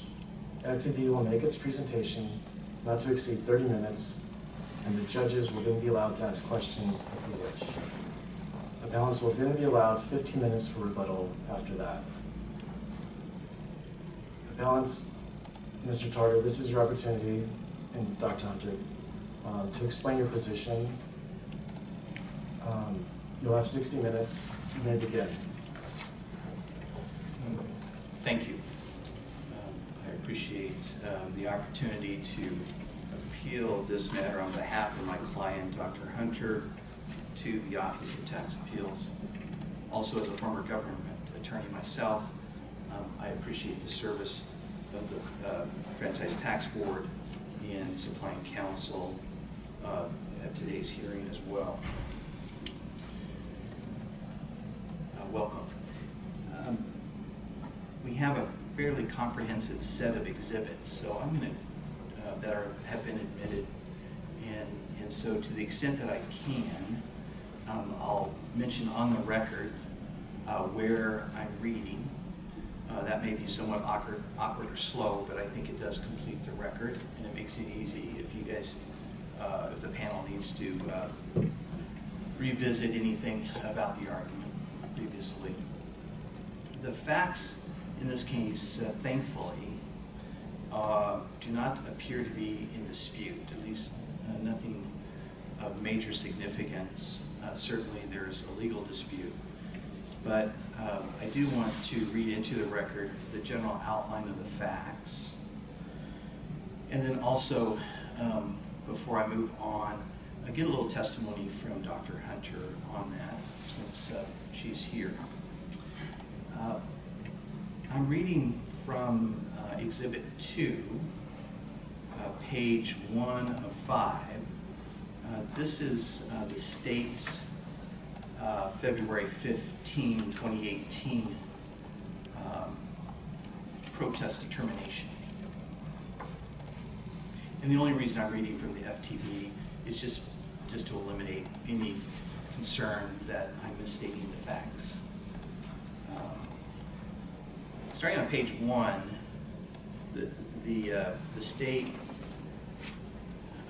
provided as follows, that Dr. Hunter has approximately a 2.2%, not 2.2%, or did have a 2.2% interest in a partnership called Bay Shores Investment, LLC, Bay Shores.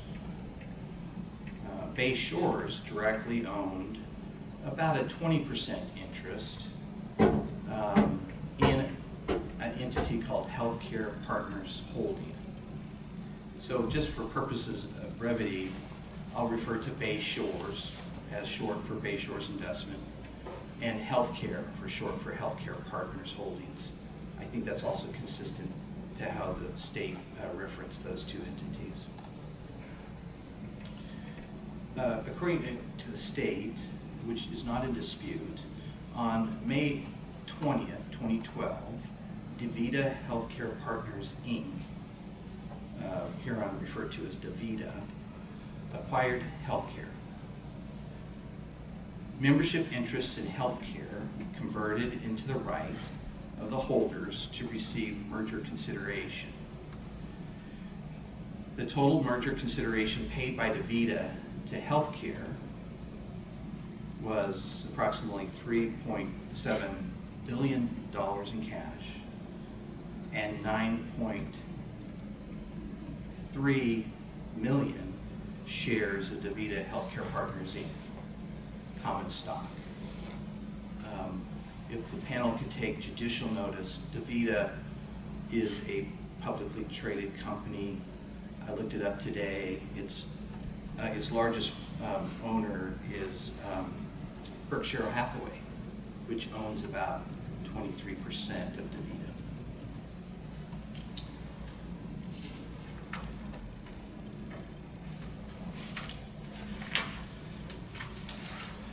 I'd like to swear in Dr. Davis. Judge Lambert, Sure. I think you do that, just so I can get a few comments from her. Dr. Hunter, could you please stand up and raise your right hand? Do you solemnly swear or affirm to tell the truth, the whole truth, and nothing but the truth? I do. Thank you. You can sit. Dr. Hunter, just a few questions. Do you recall when you first started working for Bay Shores? Yes, it was in October of 1991. Okay. And about when did you become a partner there? I believe it was sometime in 1994. 1994. Okay. And we have some basis calculations in the record already, so we can confirm that. So what did Bay Shores do? Let's say as of 2011, what was Bay Shores doing as its business? We were seeing patients and providing health care. Can I ask you to bring the microphone closer to you? Why don't you repeat that answer? What was Bay Shores' business, and let's say the year, just to make sure it hasn't changed much, around 2011, the year before the transactions at issue? And also, could you, so that the court reporter can transcribe everything, speak slowly so that she can properly get everything you say. Basically, we were providing health care to patients. Okay. In 2012, you already heard me read into the record, DaVita came in and purchased health care, and there's no dispute between the parties that Bay Shores was approximately a 20% owner in Healthcare Partners. Correct. So we were providing health care as healthcare partners, yes. And Bay Shores was under the healthcare umbrella in 2011? Yes. Okay. So what happened in 2012? Again, there's no dispute that on May 20th, 2012, DaVita Healthcare Partners, and again, for the record, I'm just reading from Exhibit 2, page 1. DaVita Healthcare Partners, DaVita acquired healthcare. So what happened after that acquisition?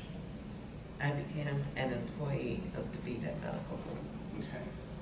And so literally that was the name on your check? Yes, that is true. Was that effective on May 20th of 2012 or January 1st of 2013? I believe it was January of 2013. Okay. So you finished the year 2012 as a Bay Shore doctor, essentially? Yes, under the Healthcare Partners umbrella. What happened, from your perspective, what happened to Bay Shores as of January 1st, 2013? It no longer existed as a medical group. And why do you say that? Because we became an employee of DaVita Healthcare Partners, DaVita Medical Group, sorry. You became an employee? I became an employee of DaVita Medical Group. Okay. Now, it's also stipulated again from Exhibit 2 that all the partners received some shares of DaVita. You received some shares of DaVita? Yes. Okay. And so for a period of time, you were a shareholder of DaVita? Yes. Okay. As of January 1st, 2013, the first day following the year at issue here before the panel, who issued your checks that you received as an employee? As of January 2013? Correct. Yes, DaVita Medical Group. Okay. Did you meet with partners of Bayshores, your former partners, in any type of formal meetings after January 1st of 13? Partnership meetings? Did those occur? No. Okay. Any partnership activity at all? January 1st, 2013 forward? Other than letters. Letters explaining what? Explaining the fact that we had been purchased by DaVita and that we no longer existed as a medical group. Okay. All right, thank you. I'm going to pause. I wasn't clear if she answers questions now or later. But I'm done with my direct. Yeah, that's fine. You can proceed. Oh, I can proceed. Thank you. Thank you. Don't go anywhere. I may have some follow-up questions.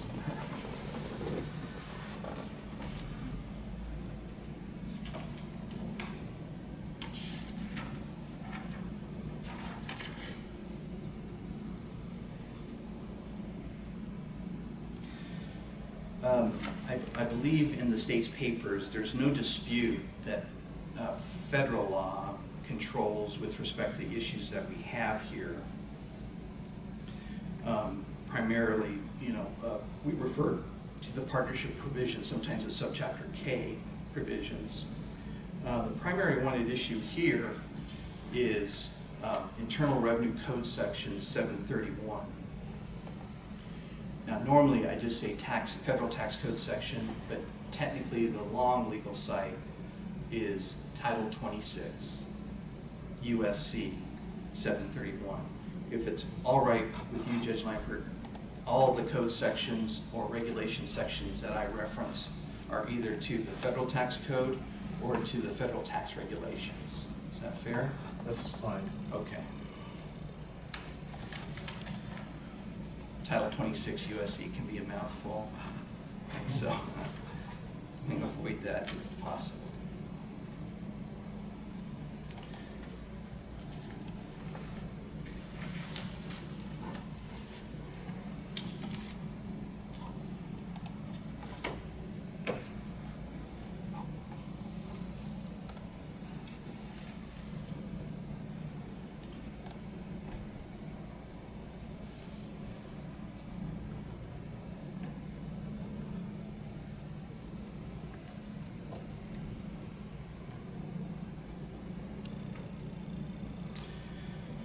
As mentioned previously on the record by Judge Lambert,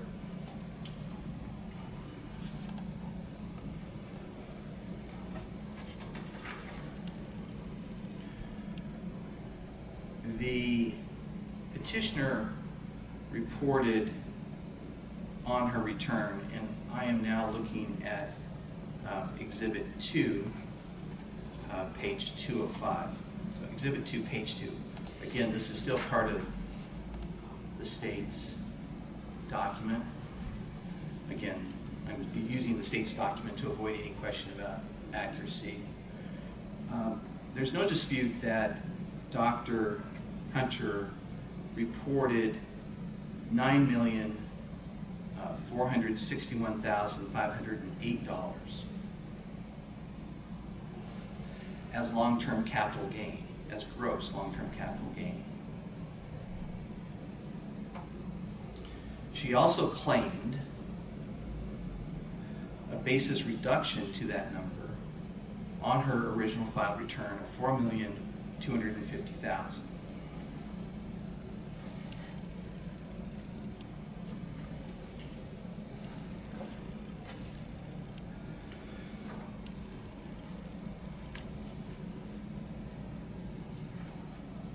These numbers can be found, or calculated, would be more correct, at Exhibit 4.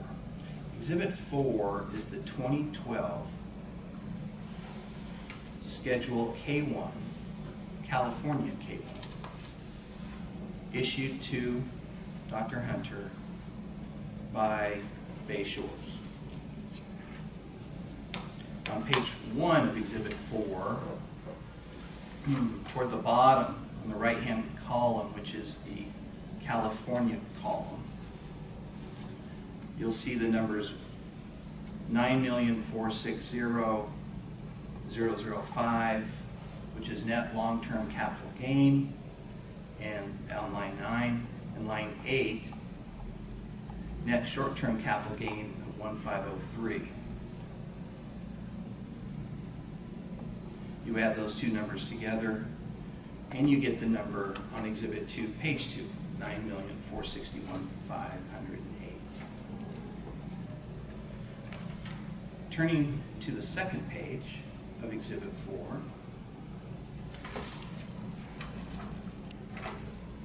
at line 19, the partnership reported distributions of money, paren, cash and marketable securities,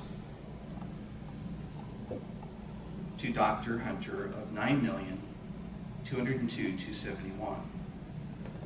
He also reported distributions of property other than money, which is line 19B of Exhibit 4, page 2, of $1,331,971.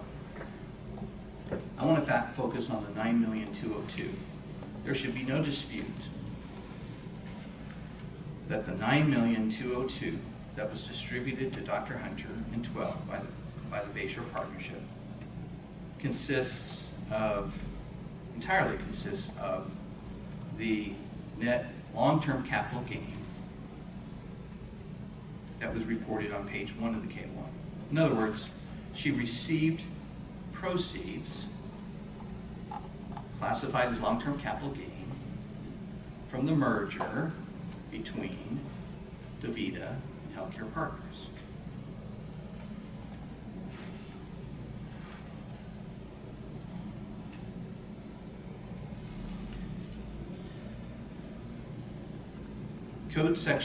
Tax Code Section 731 is titled Extent of Recognition of Gain or Loss on Distribution.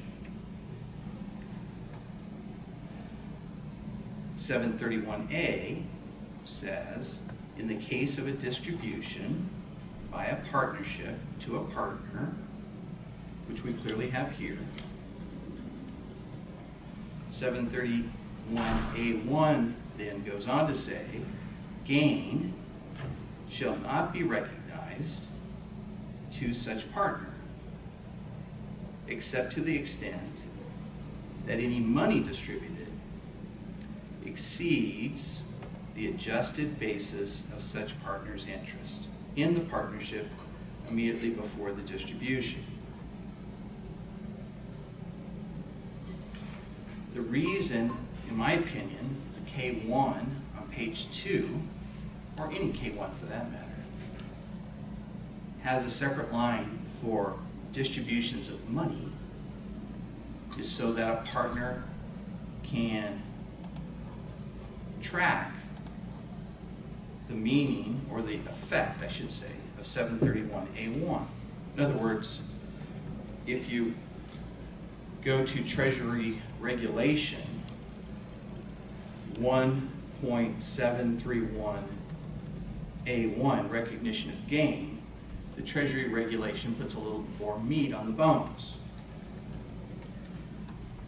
That regulation states that where money is distributed by a partnership to a partner, and according to the K1, money, cash or marketable securities of $9.2 million was distributed to Dr. Hunter, no gain shall be recognized to the partner except to the extent that the amount of money distributed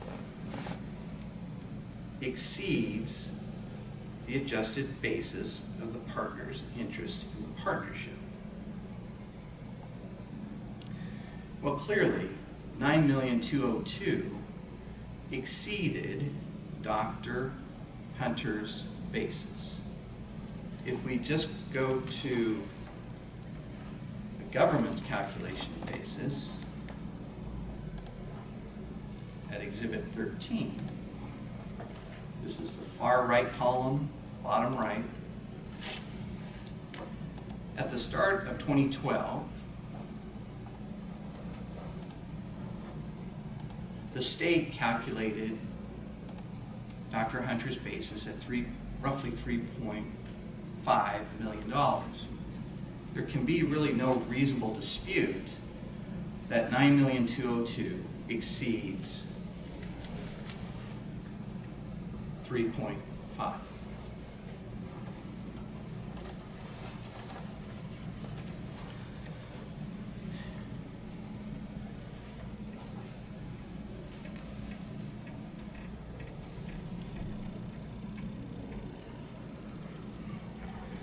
So how did 731 get reported on the tax return? In other words, as we all know, tax returns sometimes are very clear, but usually they're not. As a former tax return preparer, I think I can say that. So appellant's, Dr. Hunter's tax accountant, was faced with the dilemma: how do you report a long-term capital gain of roughly $5 million, and then how do you reduce that gross long-term capital gain from the proceeds? How do you show that on a tax return? There's no dispute that the amount is correct, 9.461508. There's also no dispute that the 9461508 is long-term capital gain between the parties. So, in hindsight, maybe the tax accountant would have done something different, but if you turn to Exhibit 11, I think that Dr. Hunter's accountant, Brent Cooper, I think he did about as good a job as you could with the form available to him.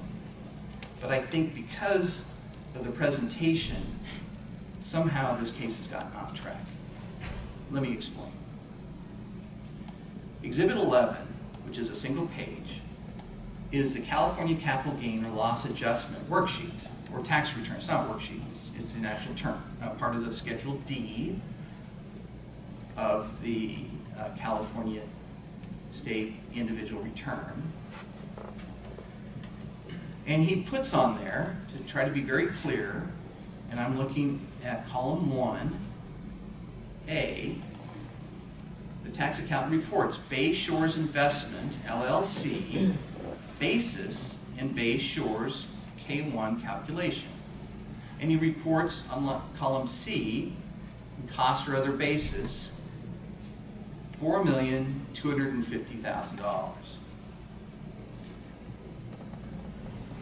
Now notice he doesn't put anything in sales price, because Dr. Hunter wasn't selling her interest. That had been sold upstream from her, and it probably wasn't even deemed a sale, more of an exchange, I think is the term that the parties have used consistently. So this form didn't really work. Regardless, that's the form that was provided for reporting capital gain or net capital gain. And so the CPA the tax return preparer, Brent Cooper, Mr. Cooper, put 0 in sales price. When I first looked at this form, I thought, you know, in hindsight, I think I would have put the 9461508 in column B. Then everything would have worked out perfectly. There would not have been a quote-unquote loss reported in Schedule D. But then on close examination, I was wrong. Although the pressures of tax return deadlines can be onerous, in hindsight, I think Mr. Cooper got it right, because on line 2 of the form, it says net gain or loss shown on California K1. So Mr. Cooper really had no choice. If he'd have put the $9,461,000 number underneath sales price, it wasn't a sale per se, and the proper place for that number was on line 2. I speculate, I wasn't around then, but there's been a lot of discussion in the papers about this idea of loss and whether or not there has to be a liquidation of loss, and I'll get to those arguments in a moment. But I think it's important to note, very important to note, that although the form self-populated column D with a quote-unquote loss of $4.25 million because there was nothing inserted on column B sales price, if you go down to line 10, Dr. Hunter did not claim a loss from this transaction. To the contrary, $5,274,737 gain was reported in this transaction. True, the form forced the tax preparer to populate schedule or column D, but that certainly was not the determination that she should be, that Dr. Hunter should be bound by. That's simply the effect of the fact that the form, if there's a form to properly reflect a 731 transaction, i.e. gain distributed, or excuse me, cash distribution in excess of basis, I'm not aware of it. I think Mr. Cooper did the best he could with the form he had. But I'm hopeful that the state doesn't continue to focus on this particular number in the loss column. I don't think that clearly was not the intent, and it certainly does not reflect the transaction. The transaction, as you read down through lines 5 down to 10, it was the only way that Mr. Cooper could come to the correct number while reporting the $9,461,000. It's been my experience, if you don't report every line of a K1, you get audited. Clearly here, Mr. Cooper could have just put in a net number, but he did everything he could to fully disclose what was going on. Starting with the column, at column 1, Bayshore investment basis, he clearly identified what he was deducting or reducing the long-term capital gain from the K1 to line 2.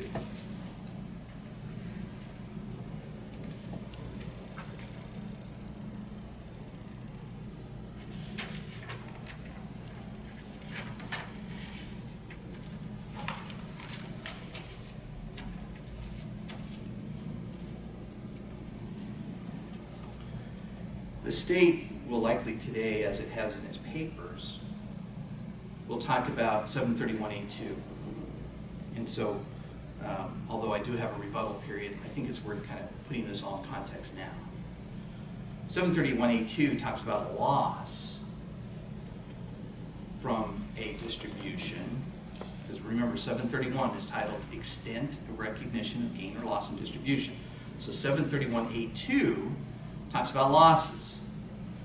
Loss shall not be recognized to such partner except that upon a distribution and liquidation of a partner's interest.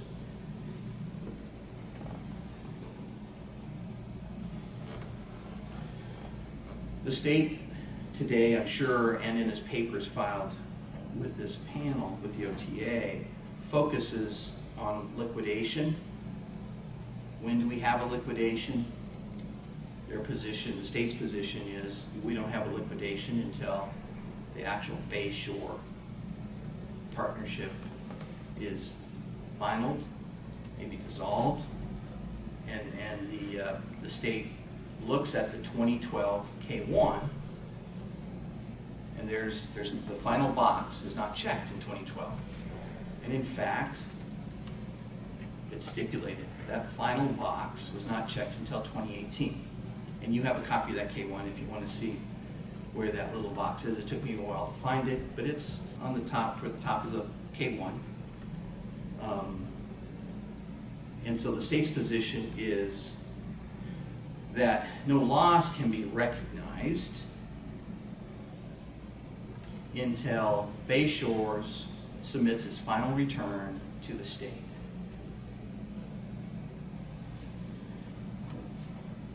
My primary position, the appellant's primary position is, we're not talking about loss. I've made that point clear. We're not talking about loss. We're just talking about a reduction of the gain that was recognized based upon the cash distributed in 2012 to the appellant.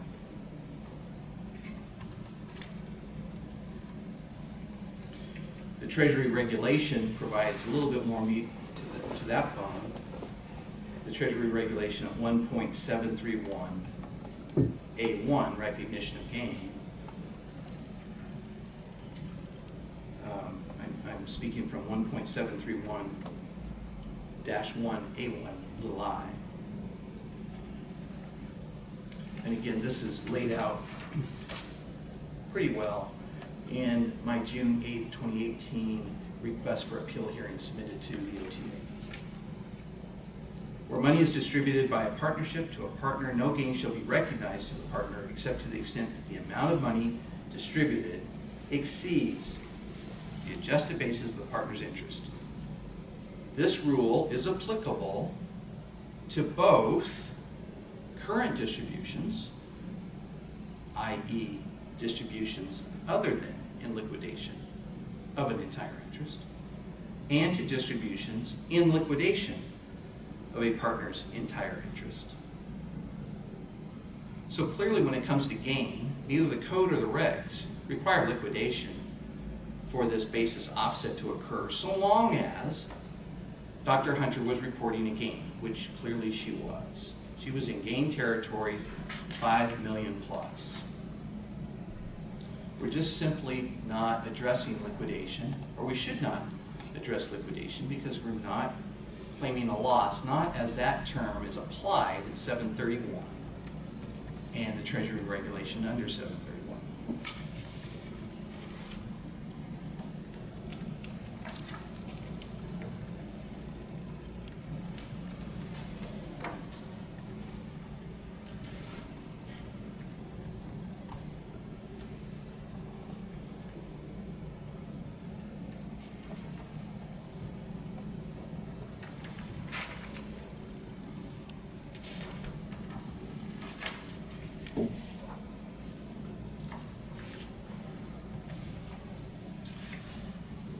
All right.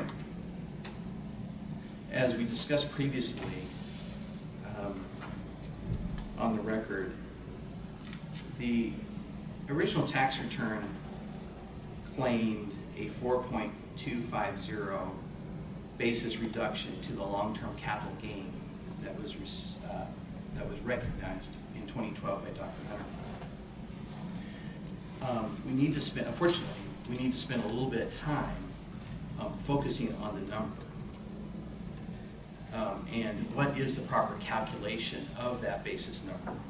There's no dispute that 4.250 was reported on the original return.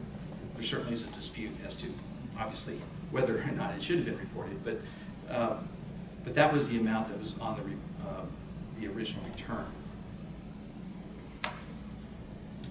I want to now get a little bit of testimony from the appellant's tax accountant, Mr. Cooper, to provide a little bit of background.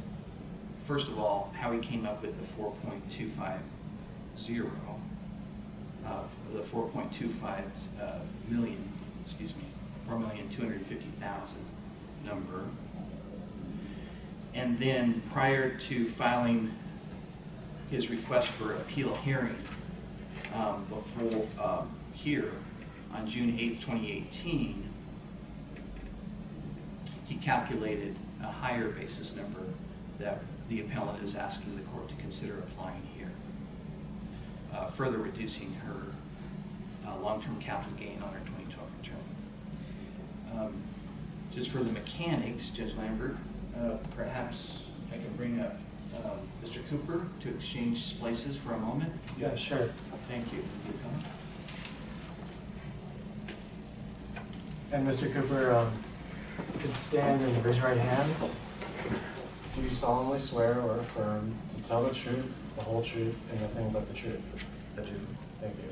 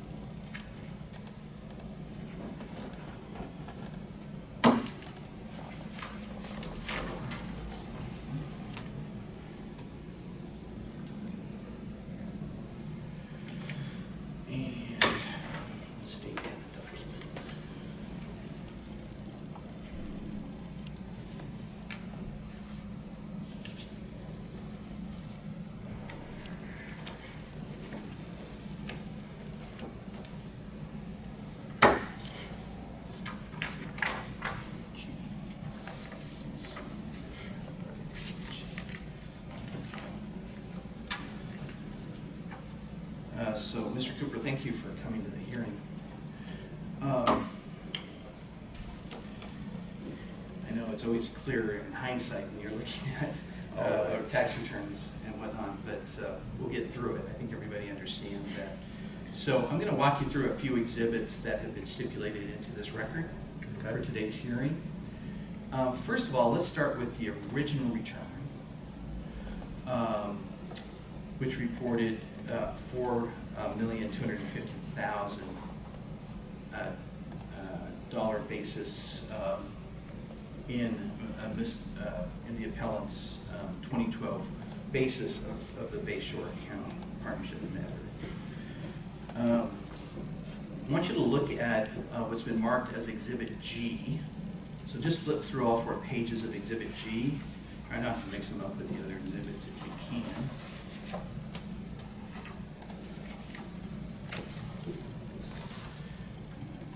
Does this appear to be the calculation you used to calculate the $4,250,000 number on the original return?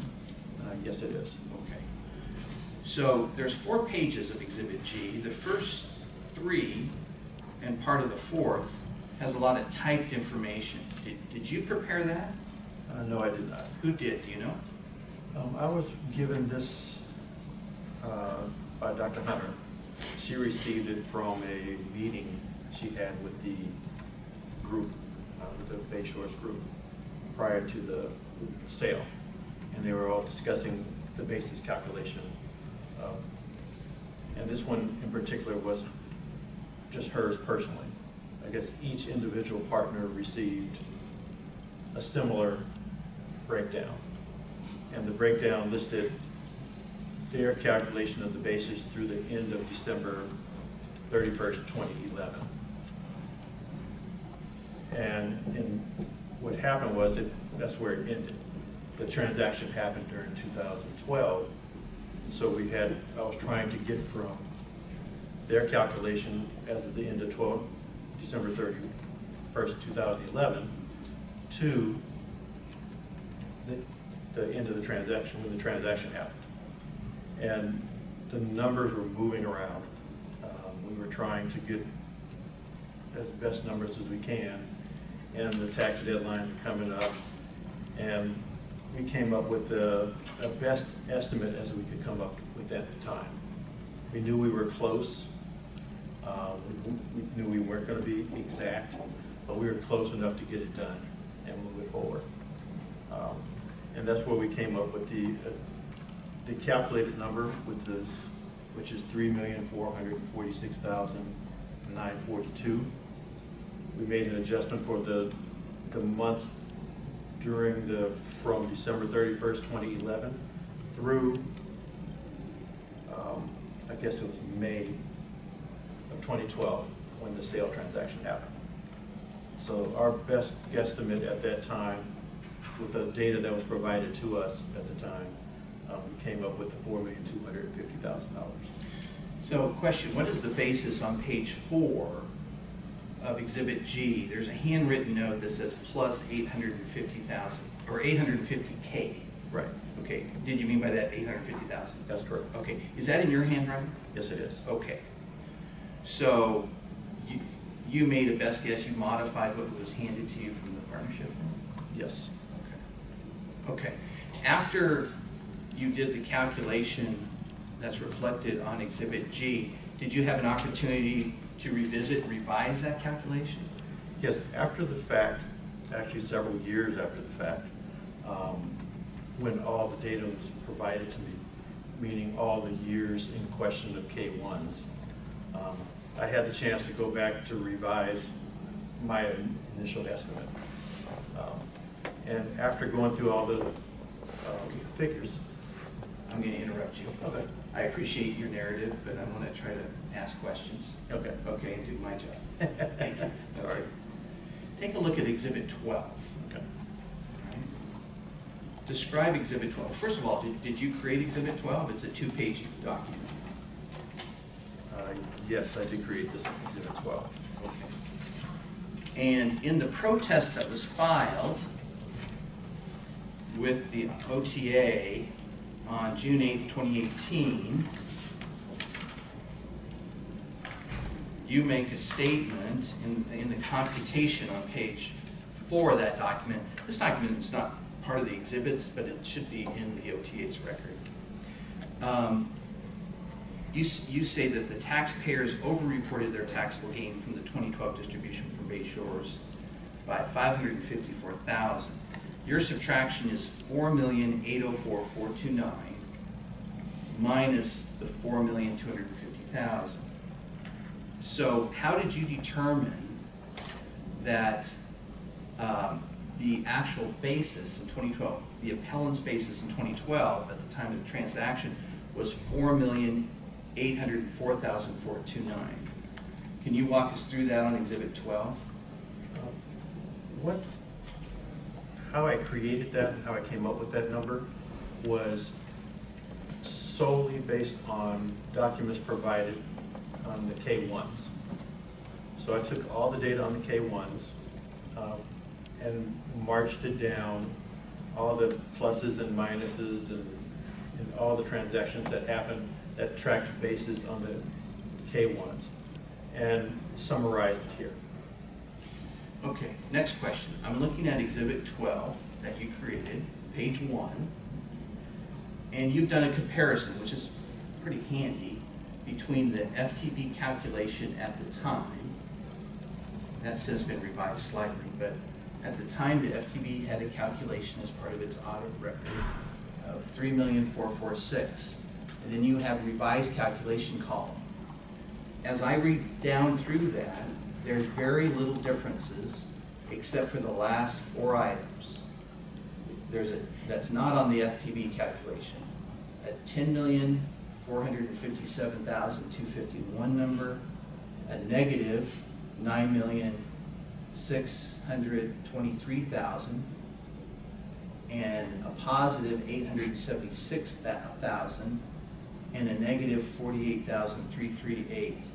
Did you obtain those numbers from Exhibit 4, which is the 2012 K1 that you eventually received? Yes, I did. Okay, what page are you looking at, Exhibit 4? Where did you get those numbers? Exhibit 4, page 3 of 3. Okay. So at the bottom of Exhibit 4, page 3 of 3, there's a what they call a column C reconciliation. Correct? That's correct. And that column of numbers adds to $11,972,743. Correct? That's correct. And that $11,972,000 number, isn't that the same number that's on Exhibit 4, page 1 of 3, at line? Well, it doesn't say line. It looks like AB.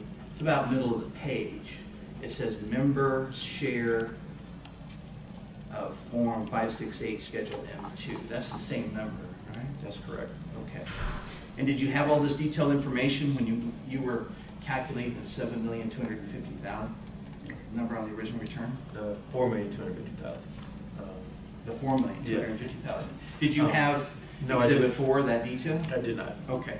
If you would have had that detail, what basis adjustment would you have put on the state Schedule D when you prepared it? What would have been your basis adjustment? My adjustment would have been the $4,804,429. Okay. That's all I have for this witness. Okay, thank you. Thank you. Thank you.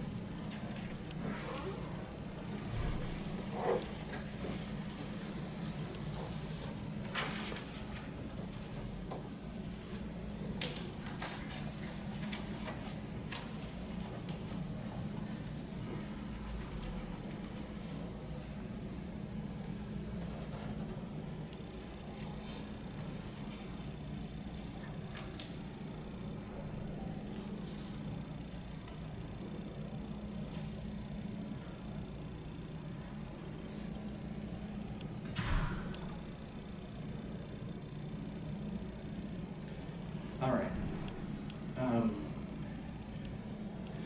The final point I want to cover with the panel this afternoon is with respect to this idea that you can't deduct the appellant's basis until there's been some sort of a liquidation. So this is an alternative argument. This is where the state spends most of its time. And in the interest of fairness, I had a conversation with lead counsel for the FTB, I think about last week, and I mentioned that I was going to cover this argument, so I'm sure he's prepared. I thought a little bit about it, refined it a little bit, but I didn't, just in an effort of fair play, I had no desire to ambush the Franchise Tax Board with this alternative argument. The alternative argument is, I believe that there's a good argument to be made that by the end of 2012,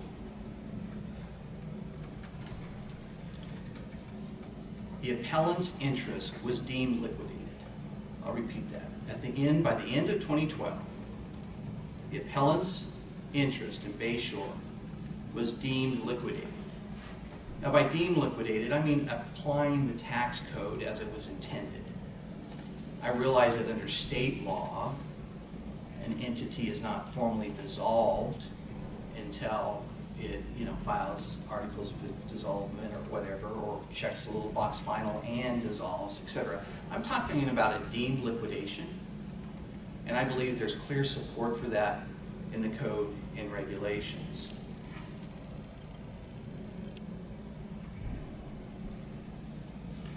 As Dr. Hunter previously testified, by the end of 2012, Bayshore was gone. No activity. And you don't have to take her word for it.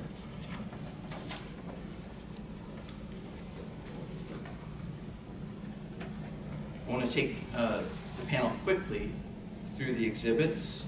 Exhibit 5, which is the 2013 K1 of Bayshore's. If you look at line 1, and it's always line 1, ordinary business income, 0. Exhibit 6. Now you actually have to go to Exhibit 5, page 8 of 8, so there was a slight mix-up. But if you go to Exhibit 5, page 8 of 8, that is the first page of the 2014 K1. Line 1, ordinary income, 0. Exhibit 7, 2015 K1, ordinary business income or loss, 0.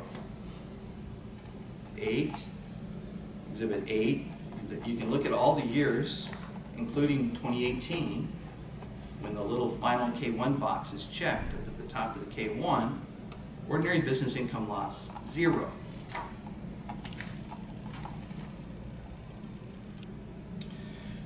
Treasury Reg Section 1.708-1 repeat that. Treasury Reg 1.708-1B, like boy, talks about termination. General rule. A partnership shall terminate when the operations of the partnership are discontinued and no part of any business, financial operation, or venture of the partnership continues to be carried on by any of its partners in a partnership. This is what happened here.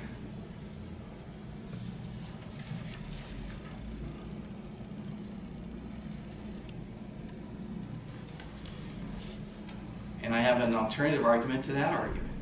If we just go down the regulation a little bit farther, I'm now at 1.708-1B2. A partnership shall terminate when 50% or more of the total interest in partnership capital and profits is sold or exchanged. That's what happened in 2012.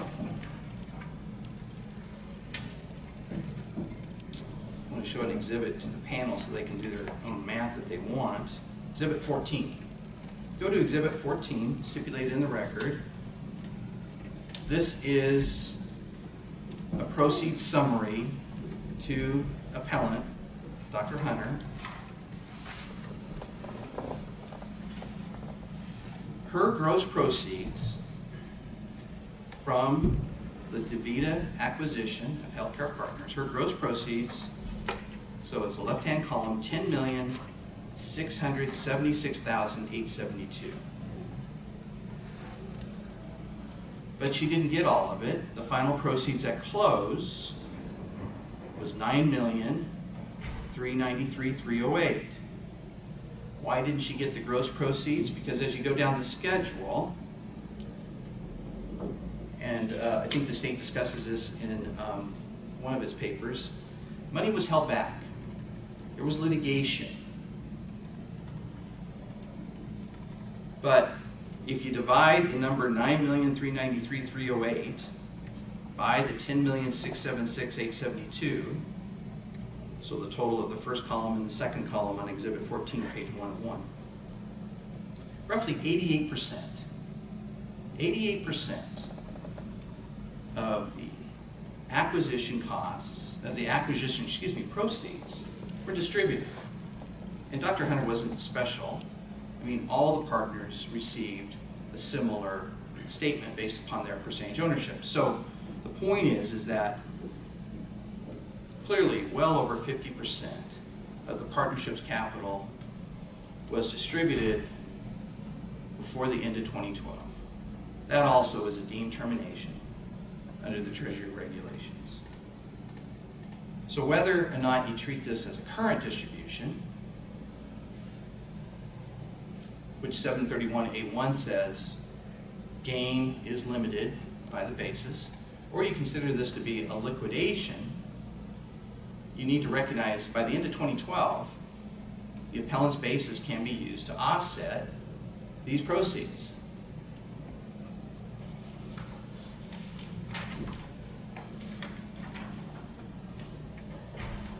If you ignore these provisions, panel, you get an absurd result.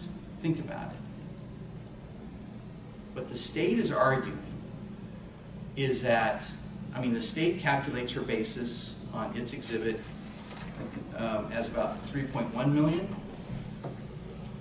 The state doesn't want appellant to recognize any of that loss until 2018. The problem with that is it's a long-term capital loss. In 2018, if that is the year she can begin reducing her income, she can reduce it limited by $3,000 a year. That's the gross long-term capital gain that you can deduct if you don't, capital loss. That's the total long-term capital loss you can deduct with the state or the feds, $3,000, unless you have long-term capital gain. $3 million, if we take the state's number, conservative number, divided by 3,000, I calculated it last night. I confess I used my calculator, I should have done it in my head. It's 1,000 years. Unless she has capital gains, then she would have to report a $3,000 deduction starting in 18 for the next 1,000 years to recover her partnership basis, a basis that was hard earned. Partnership basis, if you look at the calculation by the state at 13, the reason her basis is so high is because she reported large amounts of partnership income with very little distribution.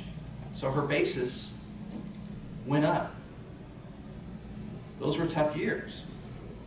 I'm just looking at Exhibit 13, column 2008. The partnership tagged her with $691,893 of taxable ordinary income. But the partnership only distributed to her about $375,509, probably about enough to probably pay the taxes on the $691. It would be nice if we had case law on every point made and examples, but the regulations are pretty clear. They provide examples with respect to gain transactions, and they provide examples with respect to liquidation transactions. But the bottom line is, we should be using some common sense here. You can't construe these code sections and regulation sections to, clearly that was not the intent, is to deny a taxpayer a basis reduction when the only chance she has to use it in full is in 2012. That's the end of my opening statement. Thank you. FTV, you can take this opportunity to ask questions of the witnesses. If you have any. We have no cross. We have no cross-examination. Okay. We can now ask questions. I know I have a couple questions, and maybe the panel has some as well.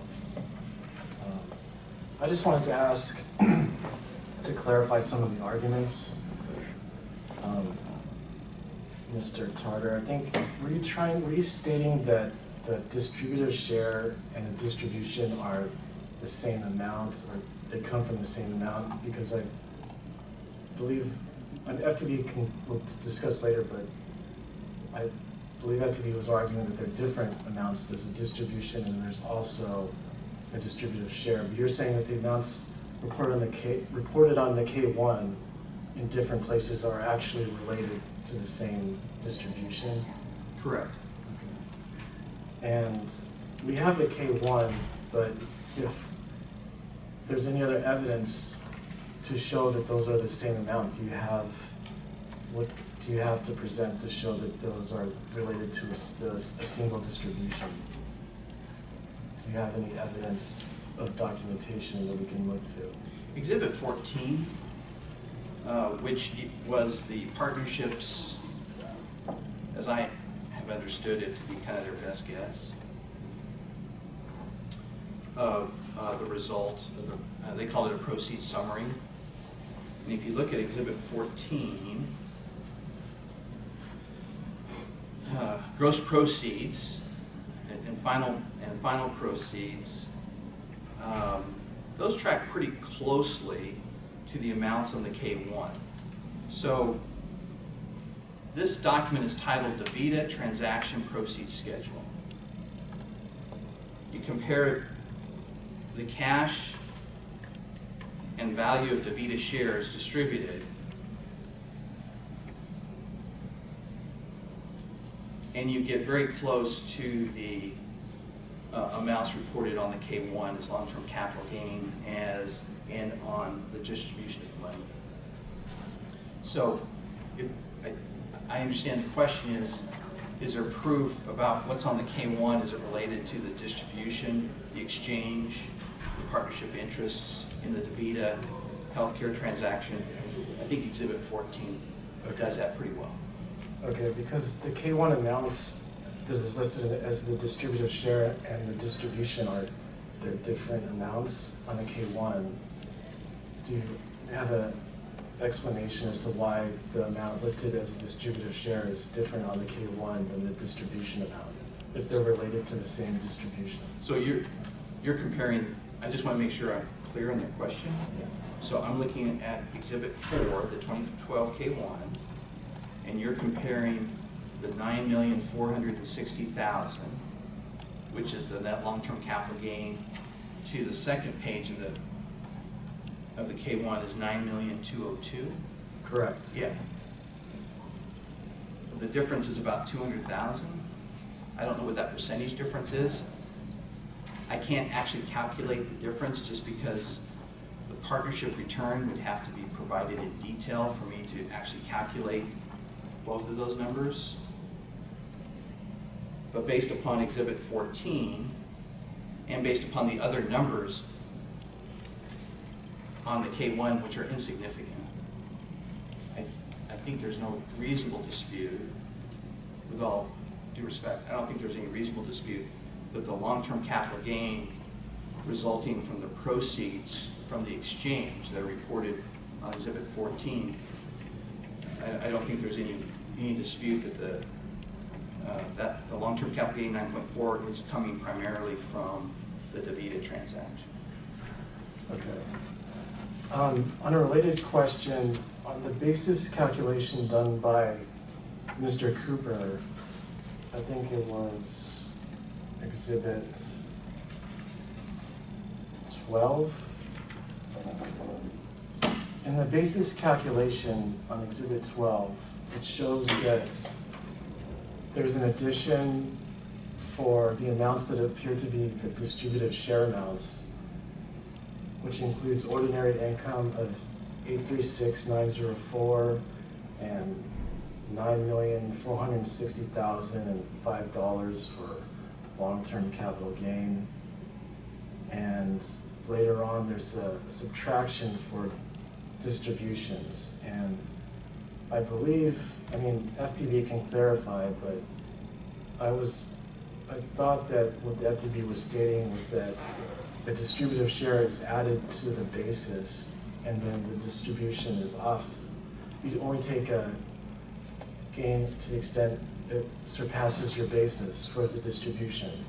So I guess my question is, if there was no distributive share, it appears that there's an addition to this basis calculation, which would be done if there's a distributive share. Because a distributive share, I was under the impression, increases basis. And here, it looks like the distributive share is increasing the basis. That's correct. But I believe I thought you were arguing there's no distributive share. No. You said, I thought that you were saying there was only a distribution. Yeah, it gets a little confusing. 702, and again, the state will clarify this, but I believe Code Section 702 talks about a partnership is required to take into income all its distributed share of income and loss and credits. That's 702.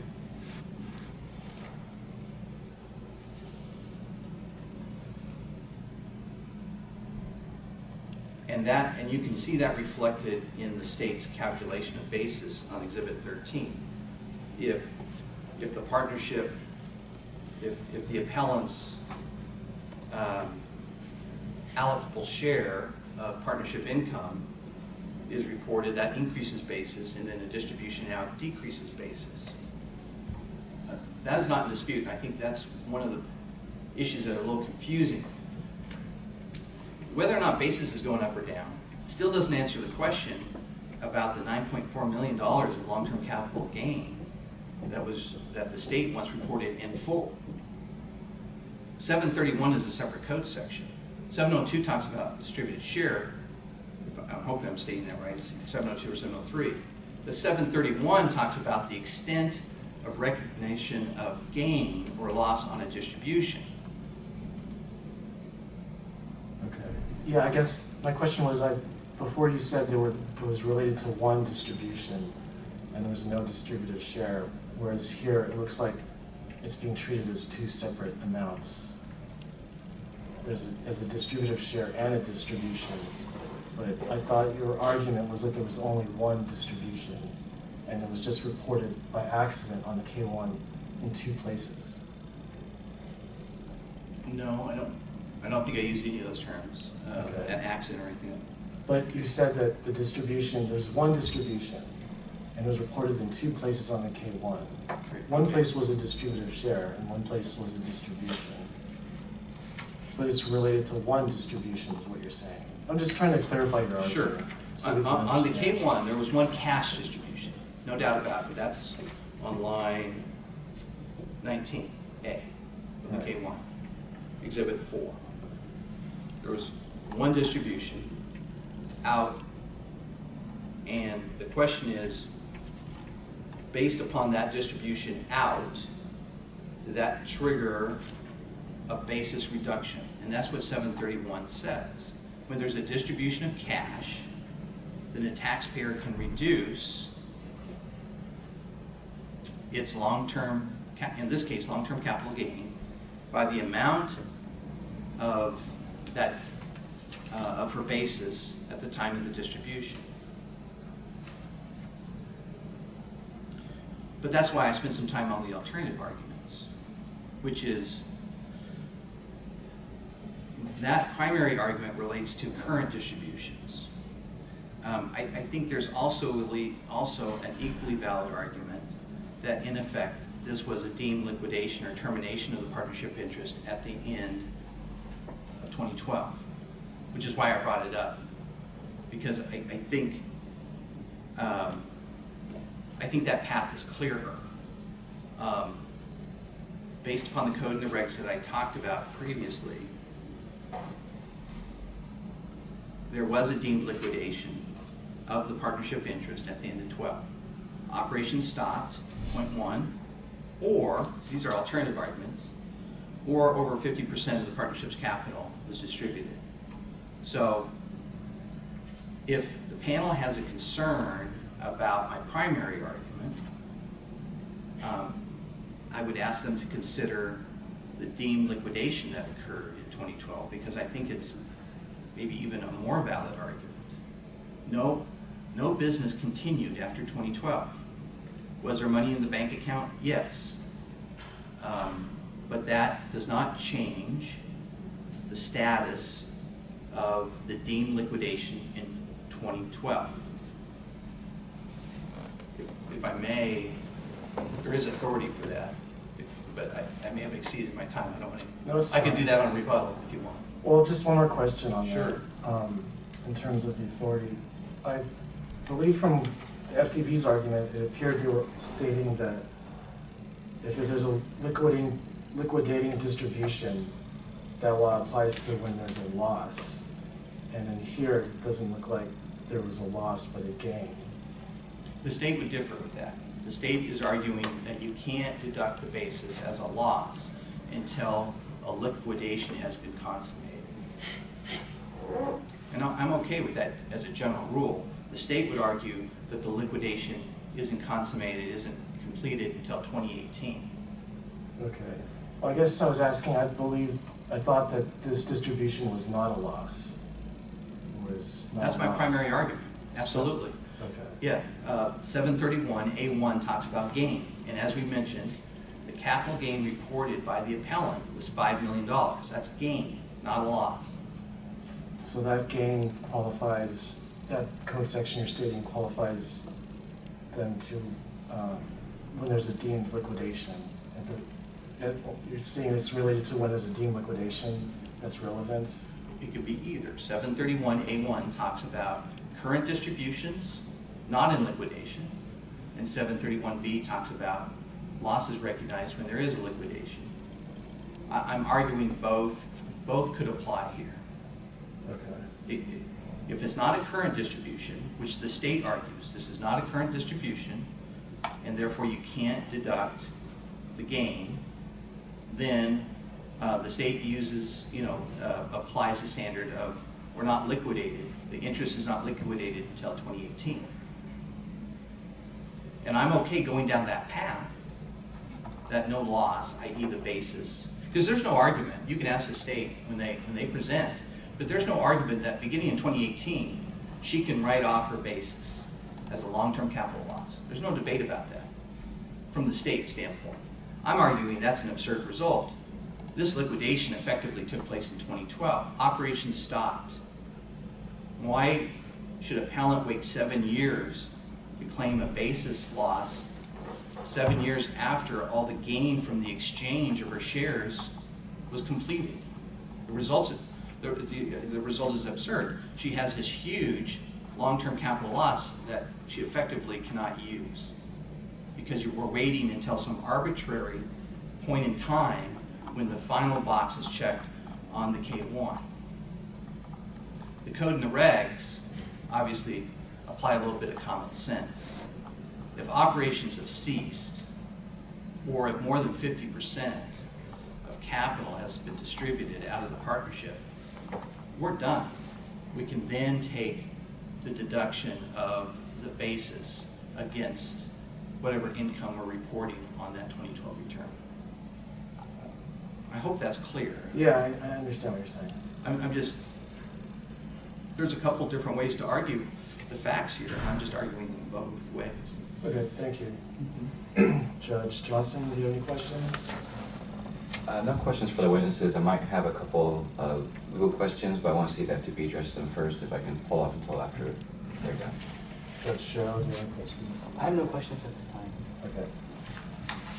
FTB, you have 30 minutes. Okay.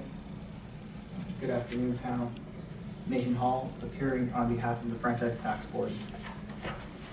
This case involves the improper reduction in capital gain claimed by appellants in 2012 based on Dr. Hunter's purported interest in Bay Shores.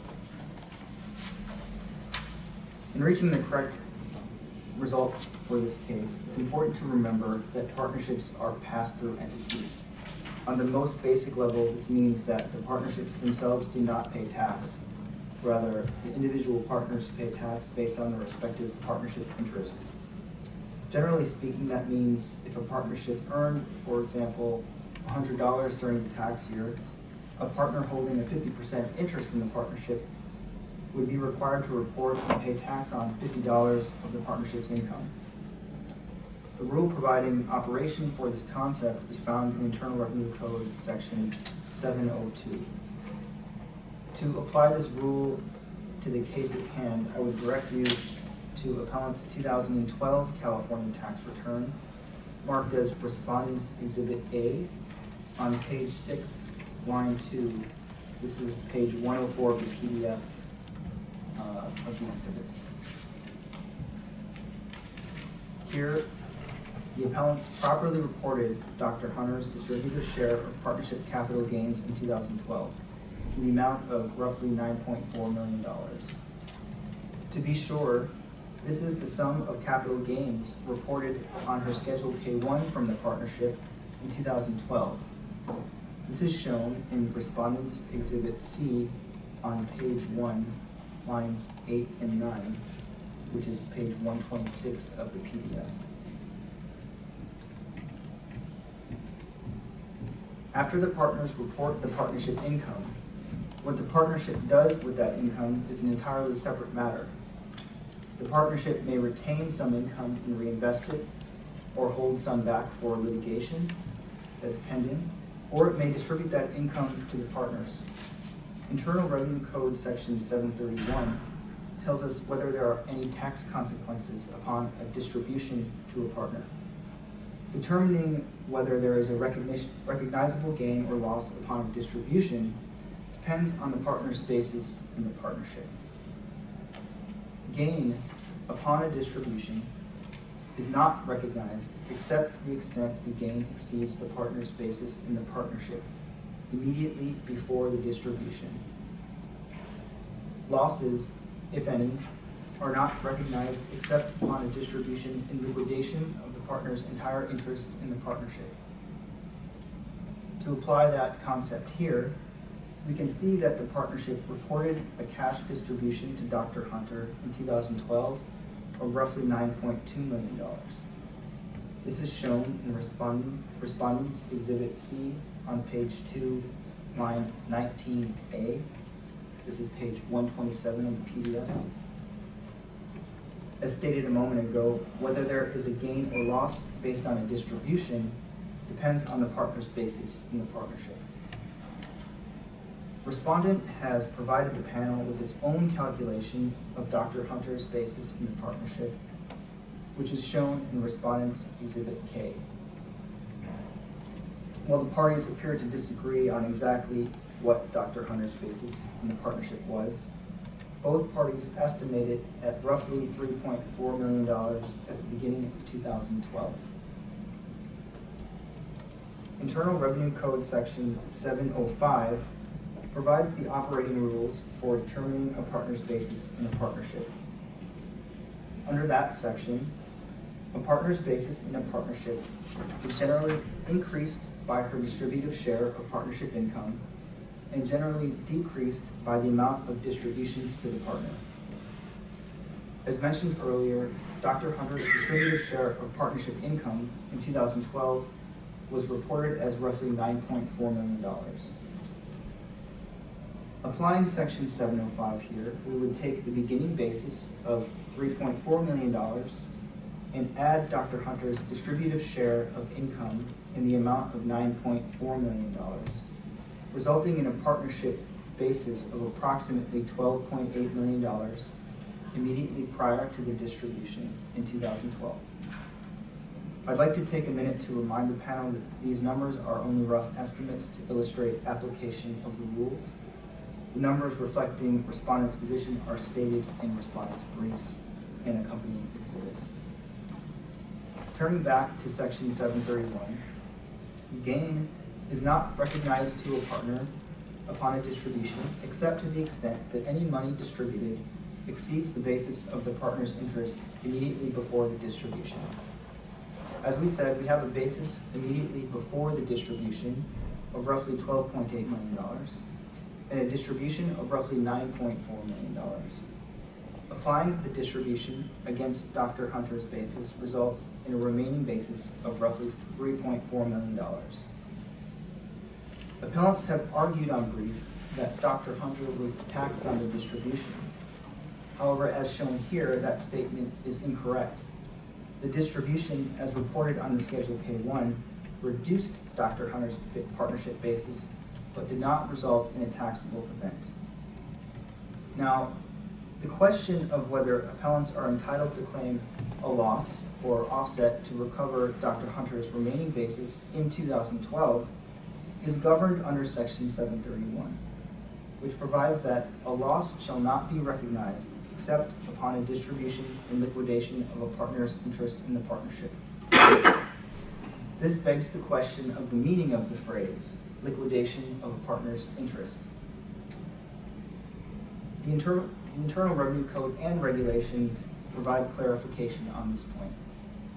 The Internal Revenue Code states, quote, the term liquidation of a partner's interest means the termination of a partner's entire interest in a partnership by means of a distribution or series of distributions.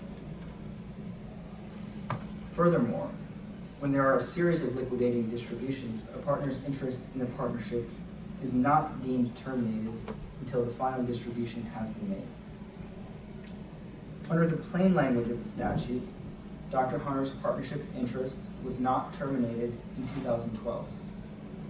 The Schedule K-1s show that Dr. Hunter continued to receive distributions based on her partnership interest beyond 2012. For example, Dr. Hunter's Schedule K-1 for the 2013 taxable year shows that she received a distribution from the partnership of roughly $460,000 that year.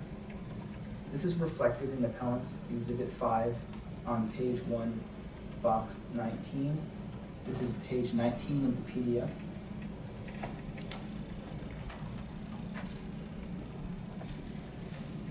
In 2018, Dr. Hunter received a distribution with respect to her partnership interest again. This is reflected in her Schedule K-1 for 2018, marked as Respondent's Exhibit O on page 3, line 19A, which is page 236 of the PDF.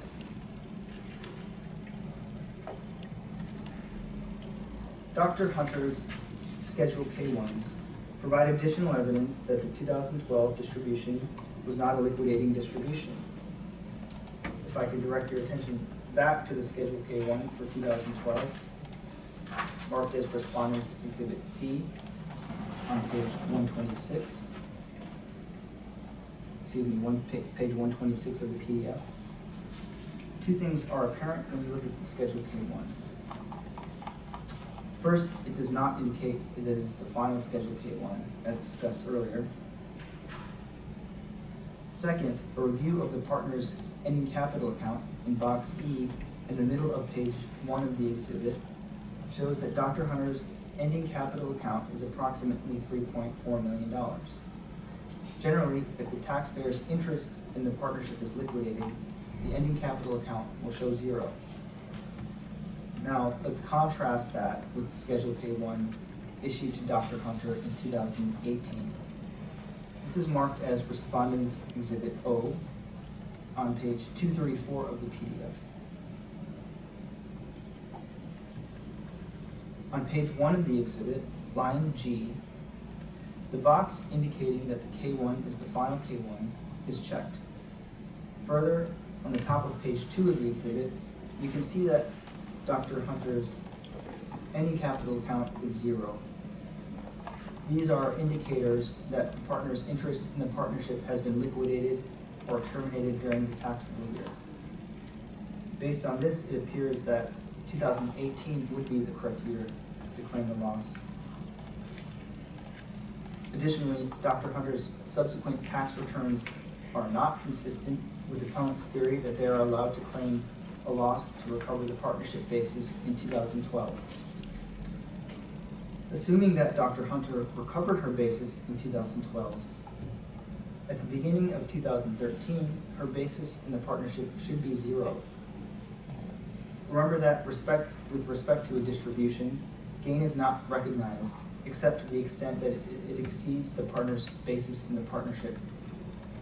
If Dr. Hunter had received a distribution in 2013 with a partnership basis of 0, that distribution would exceed her basis and be considered taxable.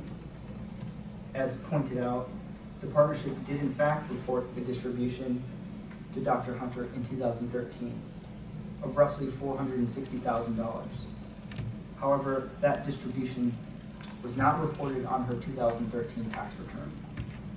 This is shown in Respondents Exhibit N, page 6, line 13.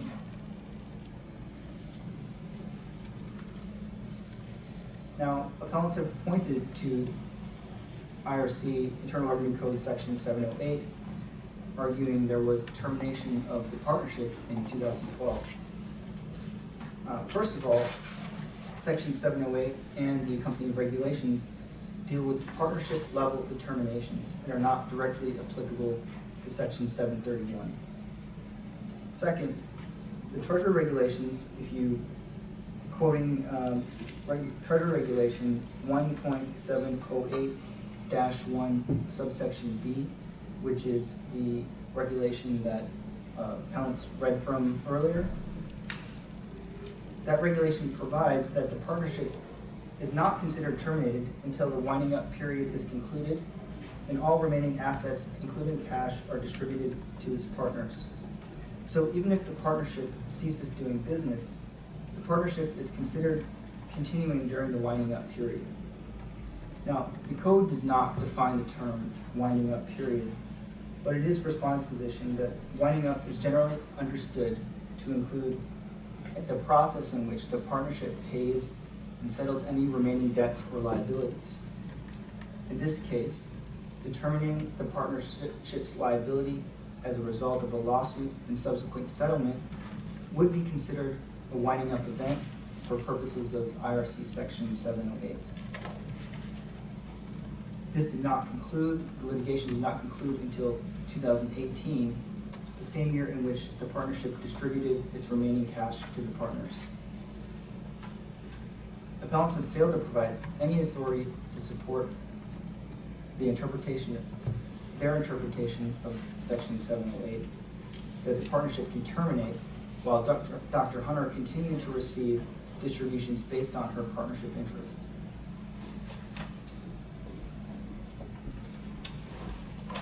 Appellants have also suggested, to address Treasury Regulation 708-1 subsection B2 regarding a termination based on the exchange of 50% or more of the total interest in the partnership. Appellants have contradicted themselves here. Earlier, appellants stated that Ms. Davis's interest in Bayshores was not sold or exchanged. That is true. Appellants supported this argument by citing to Exhibit A, page 6, which is page 104 of the PDF. Reviewing that exhibit,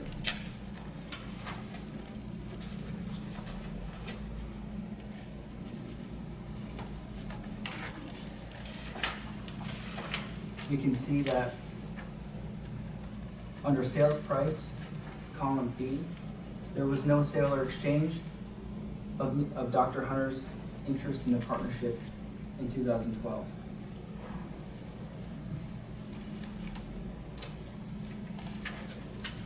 It's important to remember that the merger that occurred was between Healthcare Partners and DaVita, not Bayshores.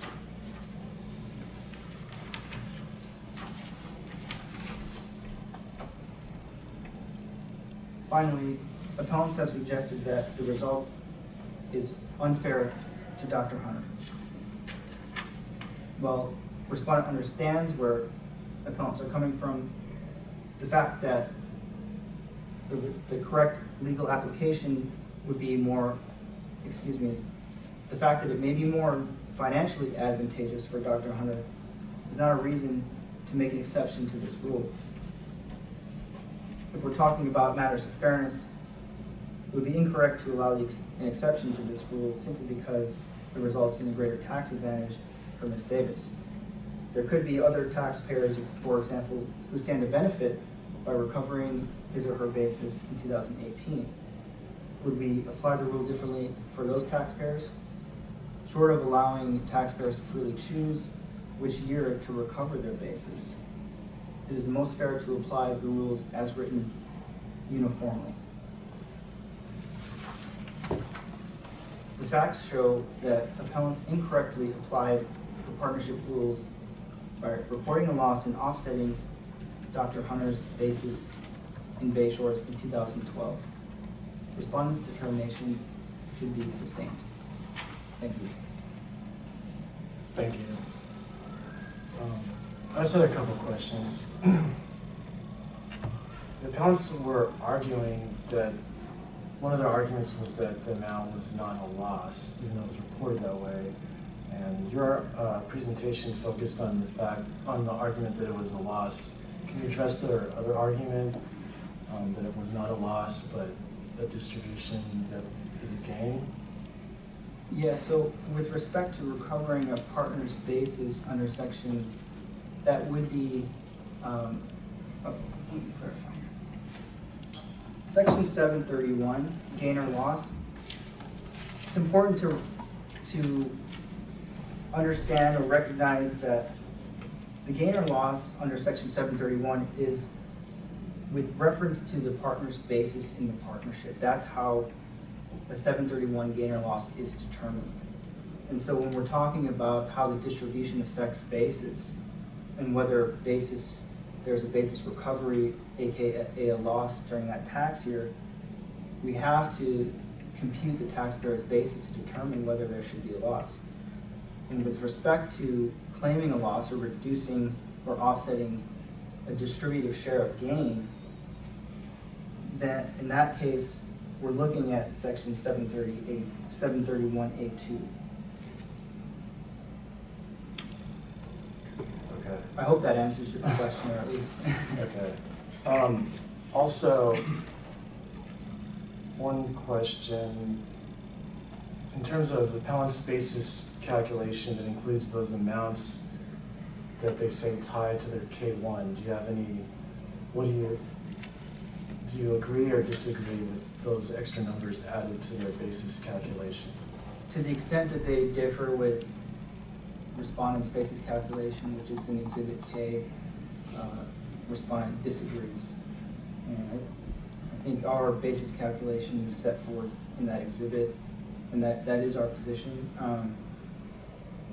But I will reiterate that it is respondent's position that for the 2012 taxable year, basis, determining Dr. Hunter's basis in the partnership is of no relevance because she's not recovering her basis in that year according to our position. Judge Lambert, if I may jump in, we believe the appellant is mixing up the requirements of 702 and 731. According to 702, they have to recognize any income, any distributive share income.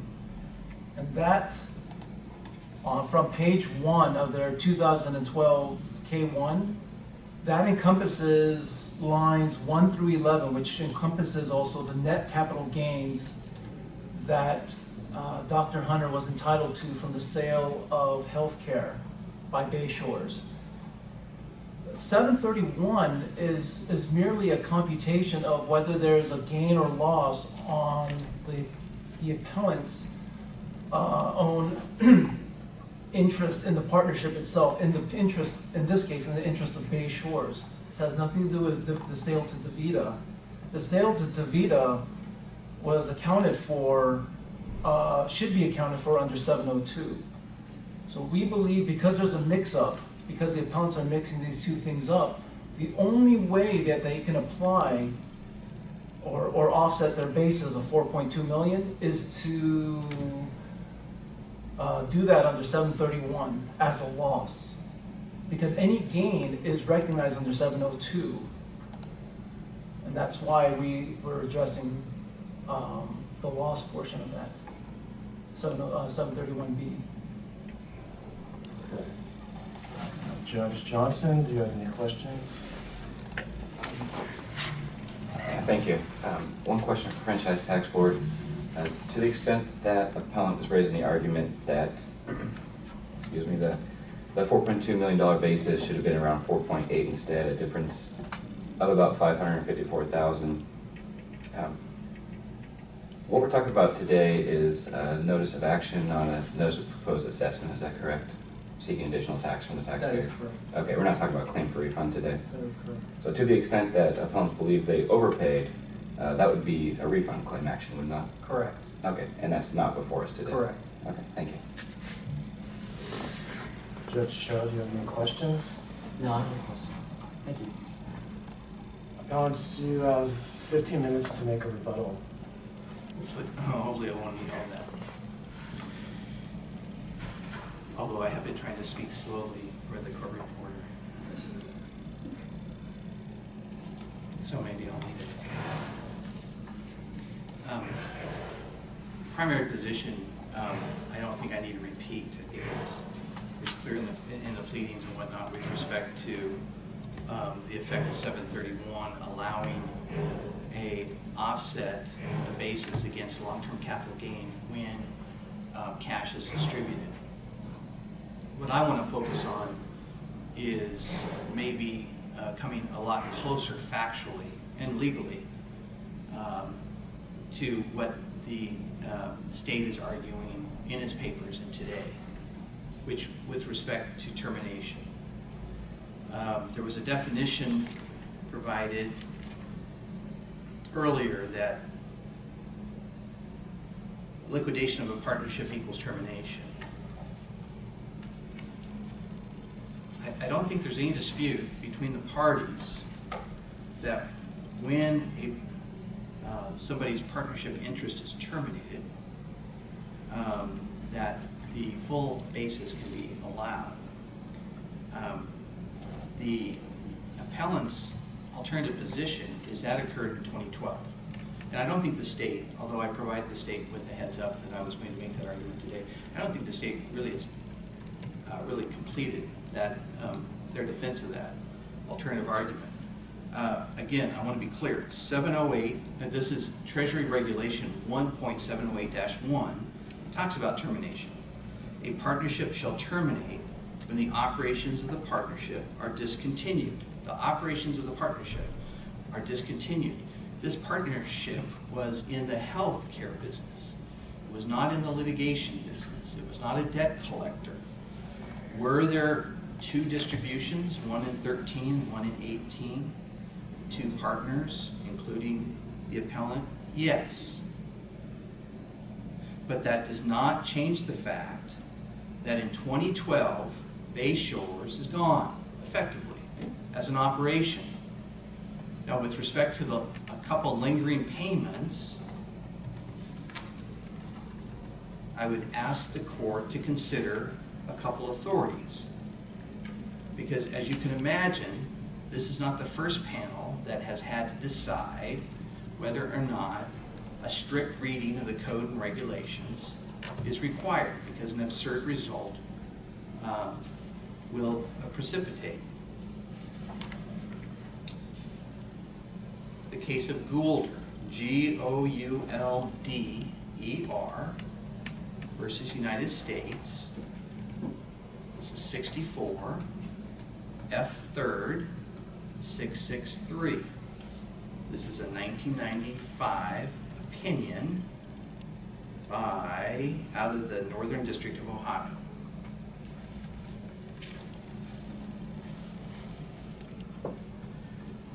And it states that finally, there is no per se rule that the mere retention of certain assets or management of particular activities in anticipation of liabilities amounts to a continuation of a partnership.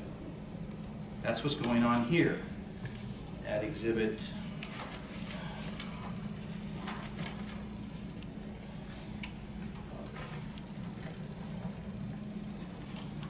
at 15. There's a memorandum to the partners involved that discusses the litigation, and that finally, at the end of litigation, a distribution can occur.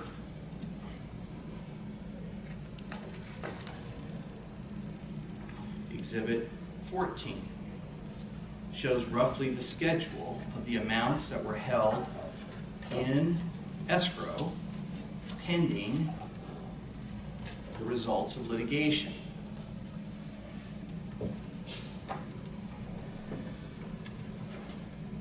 The Goulder case, trying to get a page cite for you, can't find one, also references a number of cases, including LaRue. LaRue v. Commissioner, which is out of the tax court, 90 TC 465. Only activity of the partnership was defense of the New York State lawsuit. However, that does not change the fact that the partnership no longer had any business or assets. And other cases are cited. The state admits that wrapping up is not defined, or winding up, excuse me, winding up is not defined in the code or regs. But I propose to the panel that effective January 1st, 13, as the appellant testified, and as the facts show, no activity was taking place other than the fact that there was some litigation that held up a few of the payments. Of course, cases like Goulder and whatnot do not extend that period of time to determine that the partnership is terminated. The partnership was terminated in 2012 and it ceased operations. And also, alternatively, I don't believe the state fully answered the regulation of 1.708-1 B2.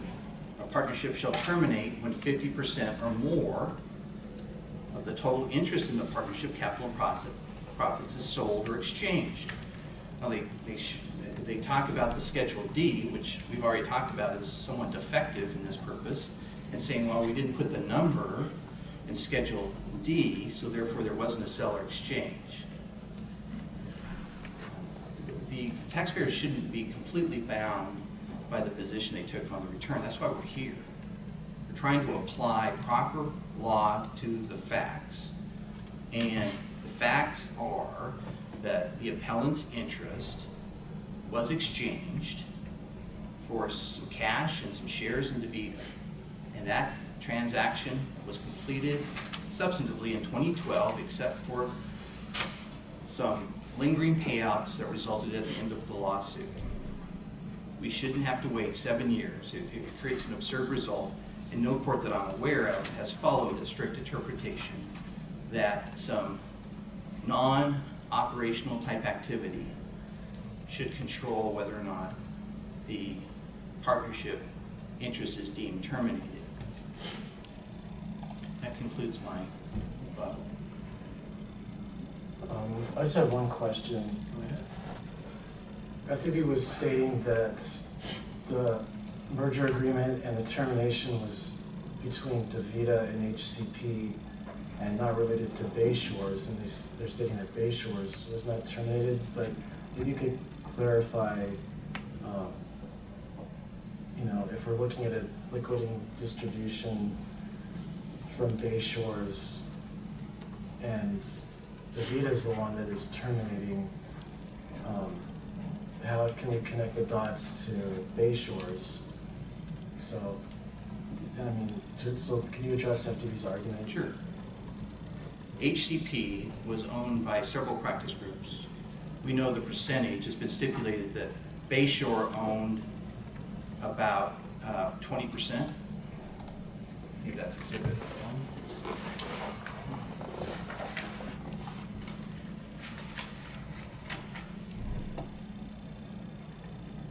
1. Yeah, Exhibit 1, page 1, I believe. No, I apologize. Exhibit 2, page 1. Bayshore's, Ms. Hunter's partnership owned about 20% of HCP. Obviously, HCP was owned 80% by other practice groups. We could ask her to testify on that, but that would be her testimony, is that HCP was owned by several practice groups. Her practice group owned, according to the state, 19.63%. Okay, so HCP is owned by a group of practice groups, Bayshore's, and let's say 4 other practice groups, so 20% each.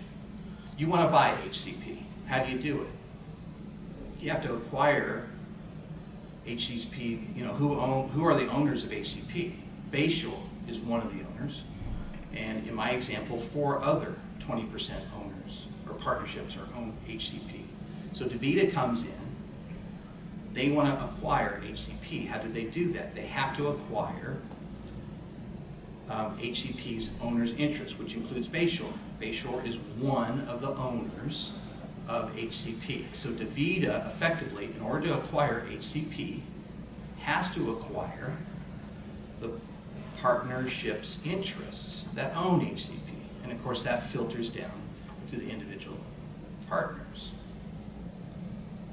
So the DaVita healthcare transaction obviously required the approval of all the partners, all the partnerships, which required all the approvals of all their partners in order to complete the transaction.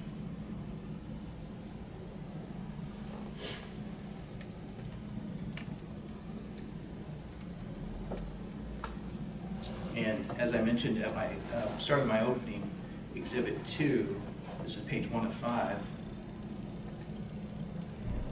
that the state is very clear. On May 20th, 2012, DaVita Healthcare Partners acquired healthcare. Period. That's what happened.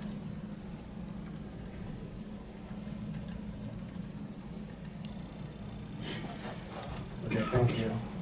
Judge Cho, do you have any questions? No questions, thank you. Judge Johnson? Yes, thank you.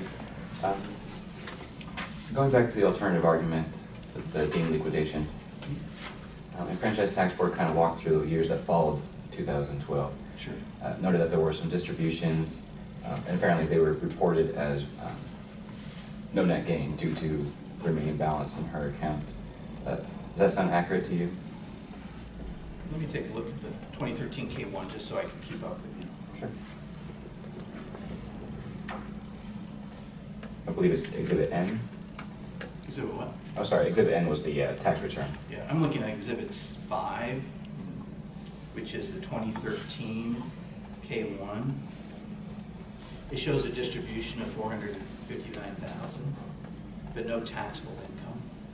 I think the state's argument was, you know, the basis would have been drawn down to 0, so therefore 2013's distribution should be taxable.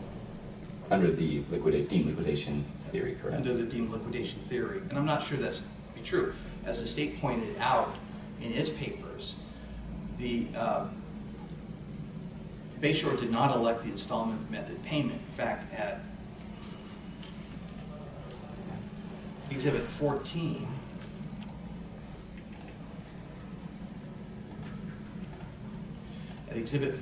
there were gross proceeds. So in other words, Bayshore reported all of its potential income in 14, including distributions that it anticipated to make. In other words, it didn't elect the installment method schedule. So my argument would be, based upon the evidence in the case, that there was no additional income to report in 13, even though the distribution occurred, because if you notice final proceeds at close, I'm looking at Exhibit 14, page 1. Gross proceeds about $10.6 million versus final proceeds, $9.3. Bayshore's reported gross proceeds. In other words, all the partners reported the anticipated gross proceeds from this transaction. There was no installment sale to just give a percentage. 100% of the anticipated gross proceeds was reported in 2012. And the reason I know that there's a discrepancy is if you go to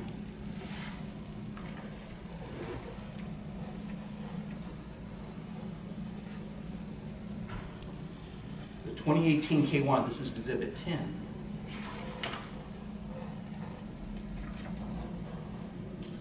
So I'm looking at page 1 of Exhibit 10, and it shows how the partnership was able to get the basis down to 0 on its final K1. Now keep in mind, the partnership doesn't control the tax calculations at the partner level, but be that as may, you'll see that the Bayshores put a negative $2,361,000 in order to zero out the basis or the capital account of the partnership. Most of that $2,361,000 is on page 2 of 10. Again, Exhibit 10, page 2 of 10. You go down there toward the bottom, it shows transferred capital, negative $1,749,989, a negative. The next page, page 3 of 10 of Exhibit 10, says the transferred capital adjustment, so this is the $1,000,007 amount, represents your book capital account balance before dissolution. Please consult your tax advisor. In other words, the partnership did not realize $1,000,007 with respect to appellant's 2% interest. They basically wrote off $1,000,007. And the reason they wrote off the $1,000,007 is because they never received the gross proceeds they anticipated in 2012. And that's explained in the memo, Exhibit 15. The Department of Justice siphoned off a bunch of money, etc., through the litigation settlement. So we can speculate, I suppose, about whether or not the 13 distribution or the 18 distribution, those are the only two that occurred after 12, 13 and 18. We can speculate whether or not those were taxable. But since Bayshore never elected the installment method, all of the income was reported in 2012, all of it. And in fact, to get the capital account right in 2018 when it closed its books, it had to write off $1,000,007 of income that was never distributed out to the petitioner. So my argument would be is those distributions in 13 and in 18 were included in the taxable income that was deemed, or the distribution or the allocation, the distribution allocation under 702 in 2012. I know that's a long answer to a short question, but I thought about it, and it's a good question, but that's my conclusion. Okay, thank you. I see that, and I guess I don't see right now. We'll go back and discuss this later amongst the panel, where those facts also don't align with FTB's theory as well, as reporting it all taxable in 2012 and the way it resulted. I guess my question is there anything beyond speculation to suggest that the partnership A Shores treated the 2012 action as a deemed liquidation? Is there any evidence to suggest it did that? Is this a theory that you've come up after the fact and doesn't actually reflect the actualities of what happened from 2013 through 2018? Yeah, I have no direct evidence of what the partnership would have thought of. Mm-hmm. These deemed terminations in 708 are self-evident. Yeah, would there be any concern with the duty of consistency if there were sort of a benefit of treating these actions in one way from 2013 on? Some of those years are now beyond the scope of audit, and to now go back to 2012 and to change how that transaction is treated. Well, as far as the duty of consistency, there is a statement, and if Mr. Cooper, we could talk about that, but I helped him draft a statement with the 2018 return, which we followed the K-1 that was issued by the partnership, and we submitted a statement with the state return that stated essentially, depending on the panel's decision here, we may need to amend 18. We may need to bring that income in. The problem is the appellant is a 2% owner of the partnership. It's been almost impossible with that limited partnership to get further information from the partnership as far as what other partners have been doing, as far as consistency, that type of thing. So it's a difficult task. I know from a federal standpoint, because I'm a federal guy primarily, with all due respect to the state folks here. Duty of consistency really resolves around the partner himself or herself. Are they consistently doing things they should be doing? And with respect to 18, that can certainly be amended if we determine, based upon the panel's decision, that amount should be required into income. In other words, if the basis went down to 0 and 18, then that amount should be reported as income, we can report that as income. The Franchise Tax Board has 2 or 3 years to make sure that that's done correctly. Okay, thank you. You're welcome. Good question. Okay. I'm going to close the record. Excuse me. Okay. I apologize. Would respondent have an opportunity to briefly respond to the rebuttal? Yes, just a very short quickly. time. Respondent would just like to point out a couple of quick points. Although we haven't had a chance to look at the Wooter case, I don't imagine that case that was cited by appellants discusses section 731 or 761. So we'd like to remind the panel that this case really is governed under section 731 and 761, which defines the term liquidation of a partner's interest. And with respect to the 708B1B termination, I pointed to the return merely to illustrate that appellants had previously said Ms. Hunter's interest in Bayshores was not sold or exchanged. That was their words. However, under this technical termination, under 708B1B requires a sale or exchange of 50% or more of the total interest in the partnership, which then they said had happened. And so we'd like to just emphasize the fact that it was Bayshores, the partnership, not DaVita and Healthcare, not Bayshores, that exchanged interests. And finally, we do believe there was a duty of consistency issue with respect to 2013. Thank you. Okay, so I'm going to close the record and conclude the hearing. Thank you to both parties for coming in today. We will issue a written opinion within 100 days. Thank you. This hearing is now closed. Thank you. Thank you. Thank you.